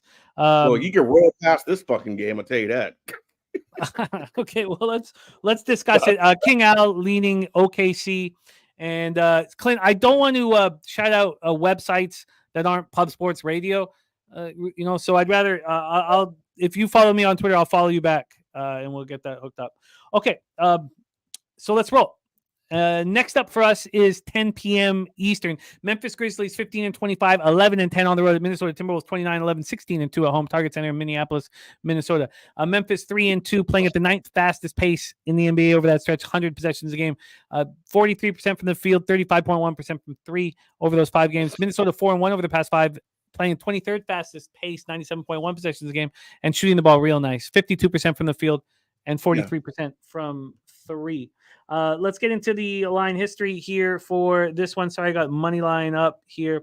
And we have Minnesota right now as 12.5 point favorites, minus 12.5. They opened up at minus 13 and now minus 12.5. So a half-point move towards the Grizzlies. From a total side of things, we are sitting here at 214. It's juiced to the over, minus 116 to the over. It opened up at 215. It got down to 213.5, but now it's at 214. And then when we get to the cash flow here for this one, respect Smoking Tree. Love having your insights, and I'll go over your first half over. He's on the over 214.5 in this one. So here for this one, we have 73% of the tickets and 93% of the cash on the Grizzlies. Hard to imagine that they'd be back this with such fervor. I don't expect it. 33% of the tickets and 77% of cash on the under. So, and Dan Kelly says, Ant-Man not getting credit for playing great D. Memphis snapped their 2-game losing streak with a 116-107 victory at home over the Warriors on Monday. Vince Williams, 6 of 11 from the field, goes for 24. Jackson, 23 off the bench. GG Jackson. Jaren Jackson Jr. had 18.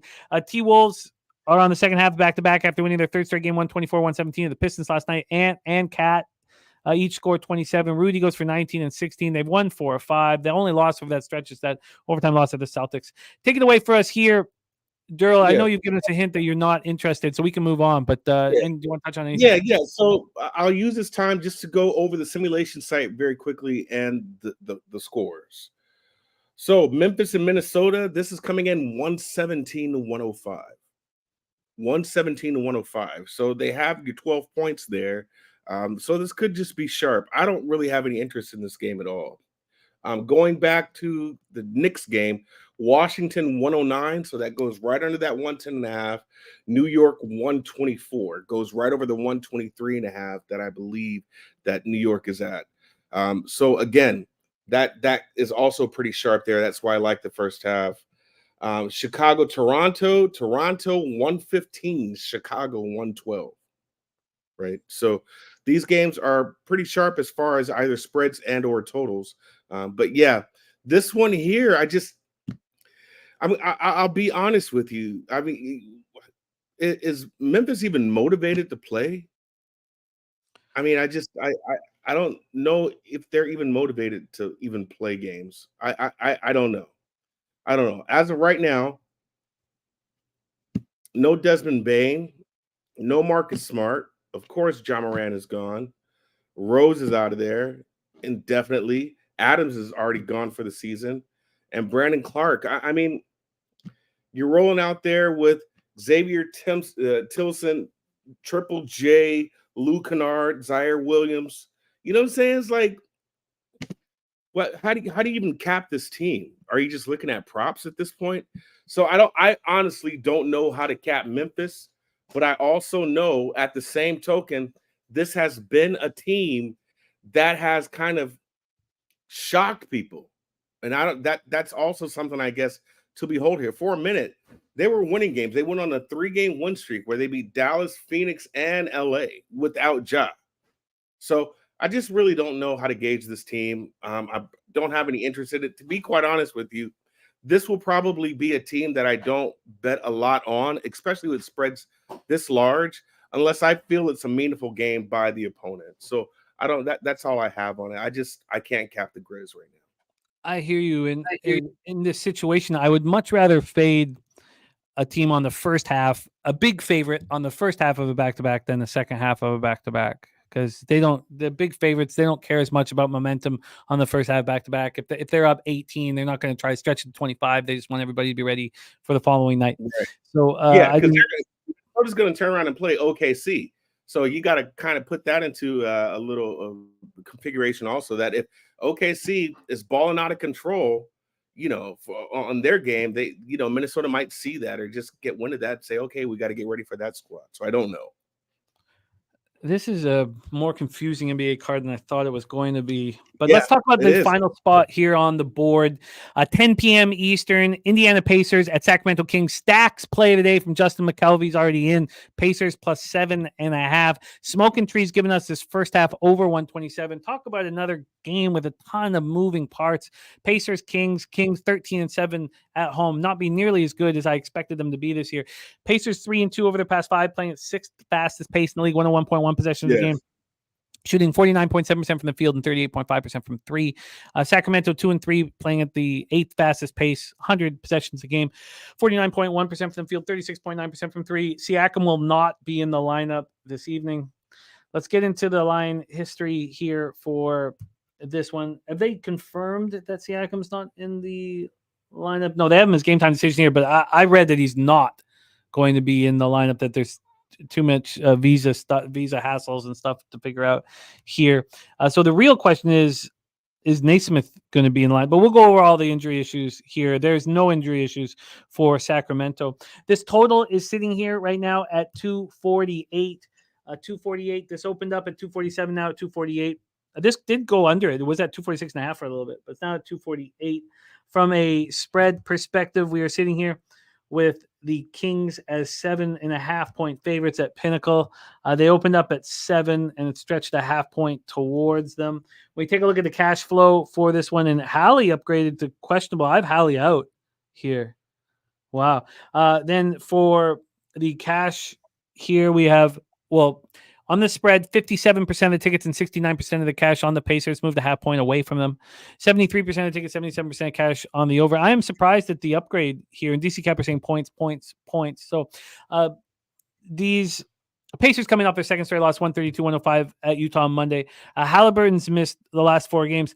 I have him ruled out all week. I mean, this upgrade is throwing me for a little bit of a loop. So Naismith has missed last 2 games. They need to be back. So we'll see if he is. And then Bruce Brown obviously gone. Naismith dealing with this sore shin. Kings coming up for Thursday loss, 119-117 at Phoenix on Tuesday. Sabonis, second straight triple-double, 11th of the year, 21, 12, and 11.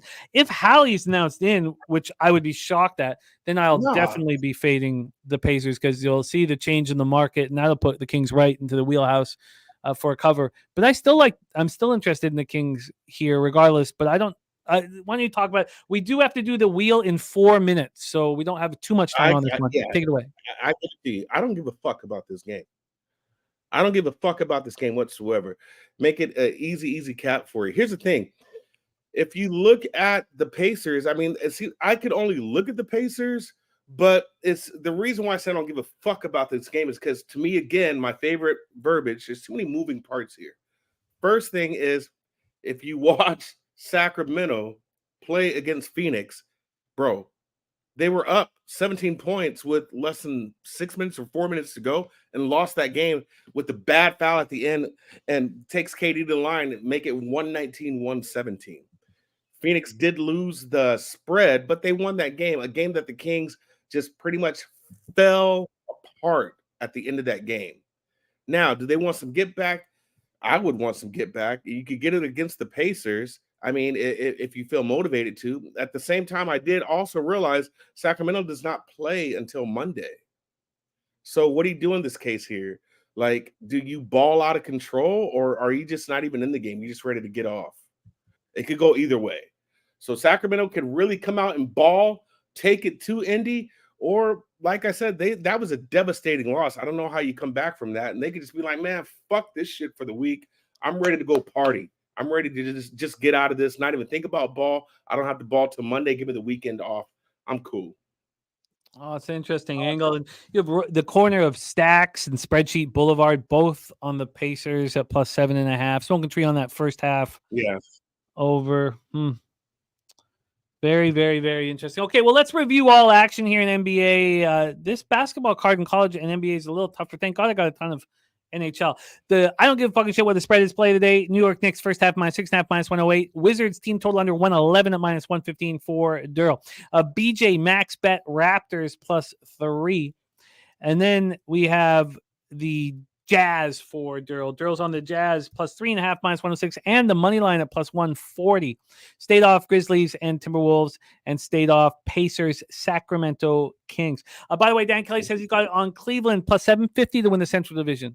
The same bet's +500 at FanDuel. Wow, 750 at DraftKings, 500 at FanDuel. Says if you tail, remember that I've been a Cavs fan since before the team had a name. Yeah, remember Dan did something like that last year, the year before. Remember that? I think it was even with Cavs, or he did something with JB Bickerstaff as coach. I forget, but he did do something like that. He also gave us Wemby to lead the league at blocks at 13-1. That moved to plus like 380 before the tip-off of game one. I mean, that was a great, great move. We've got to roll into our wheel of glory. Darryl, thank you for rocking with us every Thursday. I love these opportunities we have to cap together. Get that cash, my man, and thank you for your support here of our channel. Please follow Darryl on X at It's Darryl. And if you want to run with Darryl, come to San Antonio, baby. We finally get a chance to hang out with Darryl in person. I'm so excited to hang with you. Finally, Darryl. It's been way too long. But thank you for your time, my man. We love you very, very much. Darryl, any last words for the Capper Sport in the show? Last words. Guy could have said it best in the chat, man. We are going against supercomputers, not each other. So make sure, man, you guys enjoy your day. Have a great day, and I will see you all next week. We love it. There he is. It's Darryl. All right, it is time. You have seconds left to upgrade to gold if you want to be in for the Wheel of Glory. Jose, sorry about keeping you here long. My bad. And it is time now for the Wheel of Glory. Do you want to touch on any of this? No, I'm ready to rock and roll. It's all right. We'll just blame the human rain delay, Mikey M. Monsieur Mike. I like French Mike. I like money. Yeah, I do like that. I like Senor Dinero as well, Mr. Mike. I like that as well. Canadian. But, I get it. Hey, of course. But yes, we have a lovely line of horses here ready to go. We'll only run a 2-minute race here. We can run some longer ones in the future. I did consider starting the race at the beginning of the show and having it end at the end of the show and periodically. That would have been hilarious. That might be tomorrow's thing. So everyone make sure to sign up, etc. But a loaded pack, and we're racing in San Antonio. It's going to be a fun race here. Hope everyone enjoys the noise as well. Sharon, Pulliam, Jeff at the one. The one, I just forgot. You're all the way at the top, Jim. You're not even at the one anymore. Look at that. You're in the pack. There you are. Jeff. I've got late pace. I'm coming. Jeff is, wow. Jeff's just out there in the lead. Sharon at the 16th position. Oh, Ricky Levine again. Ricky, I hope that Ricky enjoyed that tale you told him yesterday. Nasty Nate in the mix. Sharon. Big Show in there as well. Look, Justin's in here. Let's look at the people in the back real quick. Connor Mack picks. His mare does have no legs. Director 97. Nay. Let's see it. Subhuman. Who knows? Let's see it here. Oh, here comes Joe T. Joe T and Saturated making a late push. This is getting interesting here. Now we have 50 seconds left in the race. That pole is coming quickly. Let me tell you, Joe T in the lead right now. Rolling. Oh my goodness. Big Show and Joe T just battling right now. Daby Cab wants some action too. Wow. Daby Cab wants some action. And you hear Chris Bogan. Chris Bogan didn't even want the cash. He wants to put it on he wants to buy drinks with it at Palooza. Well, Chris, does your horse have enough pace? Can somebody make a run on Big Show? It's saturated. Daby Cab comes from nowhere. Saturated. Oh my goodness. Oh wow. Big Show. Can he hold on to the lead? Oh, who's that flying? Oh my God. Oh my God.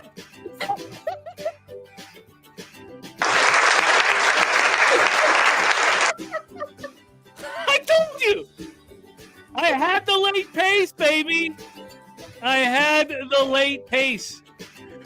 Okay. Oh, beautiful. Well, Wow. I am what a putting run there for you, Jimmy.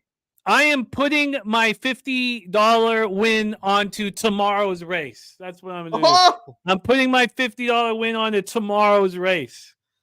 Look at that. Look at the late pace from the bag. oh my dude. God. Look at the You late pace bursted from on the bag. scene. Let's It was fucking go. ridiculous. The Let's whole go. leaderboard as well. Big Show first the whole race, couldn't close it. Jeff in third. And of course, last, Justin all the way at the bottom. Wow. Look at the bag come flying. Whew. That's a good omen. That's a good sign. Look, you were pumped up too. Yeah, that Look at was you. quite funny. That was Yeah. quite enjoyable. We have to run the horses. And All right. tomorrow they run which- again. Which means that tomorrow, $100. $100 race tomorrow. $100. Look at the back and flying out of nowhere. That's Cliff fucking Thompson awesome. asking for his horse to be made glue. But we can arrange that, Joe T. We can arrange that. Since you're PSR Gold, we can arrange that. Oh man. And Billy wants an inquiry as well. Billy wants an inquiry. Oh man. He got bumps, you know. No way. That was totally legit, man. So that means $100 for our Friday race. I'm putting my money back in. $100 for our next race. I love it. I love it. We got to put a boat, but Jose, you got to run. So I'll take it from here. Good I'll take luck. it from here. I believe Much in love. you. I'll be in touch with you, and thank you for all your hard work, Jose, my friend. All right. Well, let's review all. I feel like I've already won. I feel like I don't even need to make these bets anymore. I'm just a goddamn winner. Felt good, man. Billy Freddie said the race was good stuff. Yeah, man. Who would have thought I would come flying? God, that felt good. You know, it's so silly how something like that could make me feel so good. So stupid. I feel so good. Okay, we have spreadsheet plays of the day from Rod Crawford. It is Nashville in NHL going heads up with Ron Crawford. Not a fun thing to do. Cal Northridge in college basketball and the Indiana Pacers in NBA. So for action in NHL, Gogster's on Tampa Bay money line, and the team total over 2.5. SGP at -115. He's on St. Louis Blues at +101. A bet I really wanted to make. I just didn't feel like I was getting enough to do it, but maybe Colorado Boston no goal first 9.5 for Gogster. He's on Dallas Philadelphia first period under 1.5 +105. Montreal Ottawa, both teams score 2 and Ottawa money line. Toronto first period money line, and the New York Rangers money line for Mr. Gogster. Then for me, I am going to add, it looks like I'll add 2 spots. I'm going to sit with them for a little bit longer, but I expect to add 2 spots. That is the under in Capital St. Louis Blues, and I'm very close to moving on the Edmonton Oilers now.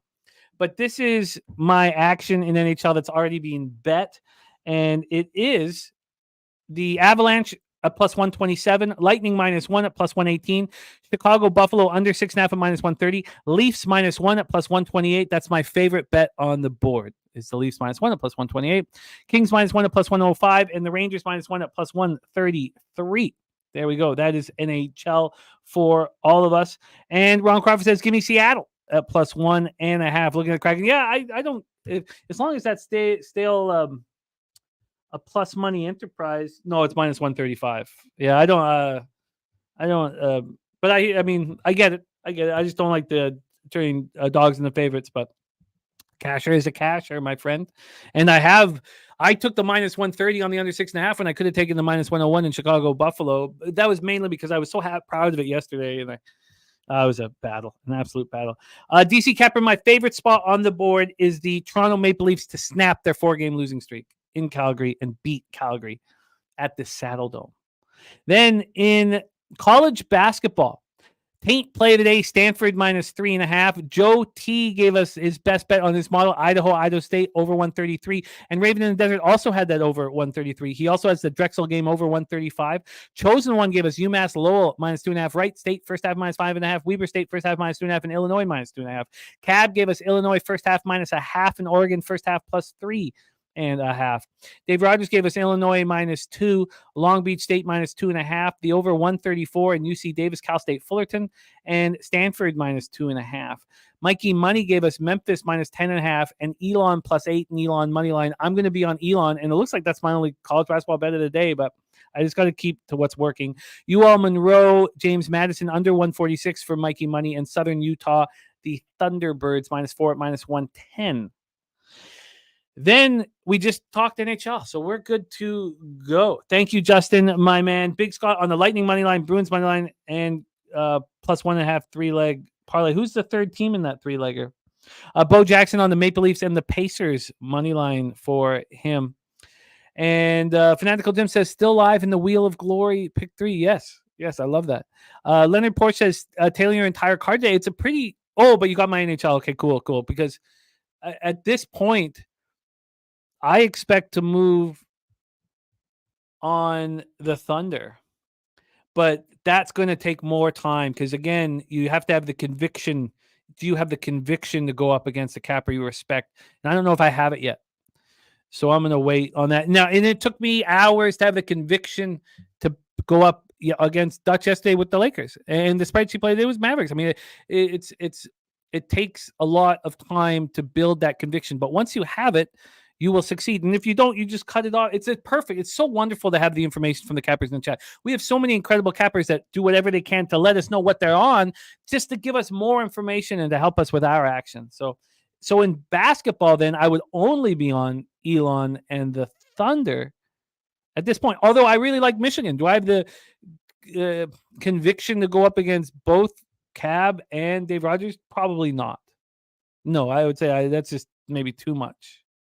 So, very, very tricky. Not Flush Island working on Blues team total under. Interesting. Very, very interesting look there. So that's our show for today. Feels good to come off that big win with the horses. Putting that $50 back into the squad for $100 pop-off tomorrow. $100 pop-off. Perky with the... your spreadsheet was the Cavs. My bad, Ron. My bad. Why did I think it was the Mavs? But you're right. Of course it was the Cavs. Because I was beating myself up for not being on that one. That one cashed so easily. My bad, Ron. Why was I thinking it was the Mavs? My bad. Ron, and thank you for all that you do, giving us your spreadsheet plays a day on each play. I can't believe we're not going to get to party with you in San Antonio, and that's our fault. Ron had grabbed his band a gig the week before Pubapalooza so that he could be a Pubapalooza, and then we realized that we'd booked Pubapalooza on Easter and put it a week earlier, and that was our fault, Ron. I wish your band was playing at our bar, Southtown 101. That's our show for today. Thank you guys so much. North Ender, Billy Friedrich, Perky, Ronnie Crawford, DC Capper, Tori Coker. Hope you had a great birthday yesterday. Big Scott 510, Justin McKelvey, Fanatical Jim. What a group we have. Christopher Comentini, Joseph Thompson, Dan Kelly, Sky Dragon. It's fun, man. Subhuman Gaucho, Nasty Nate, Ian Shaber, D Mills, Cole Chris, Norman Ross, Philly Eagle Flyer, Voodoo Ranger. Love you guys, man. Truly, truly do. So thank you for your support. Again, $100. $100 now for tomorrow's horse race. That was fun. Flex. Thank you guys. Let's go out there.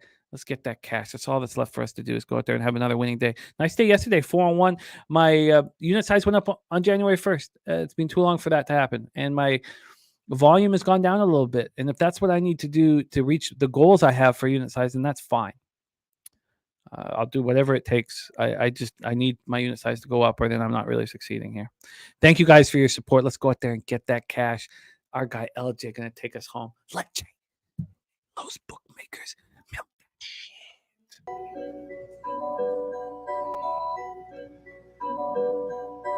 Pub Sports Radio's the crew, that's a fact. We all about bread, making bank accounts fat. Who the hell is that? LJ from the H, I stack green like Boston. Shout out to Nasty Nate from down south, where we ride on slab. 420 highway smoking with that boy Daby Cab. Swing by Dallas with them Cowboy fans so we can smoke out J Money, cause you know that's our mans. Us against the bookies, put money in our pockets. Fly out to Vegas, meet up with Ski Profit. Hit the sports books, we got money to stack. Can't forget them college picks with that boy Conor Mack.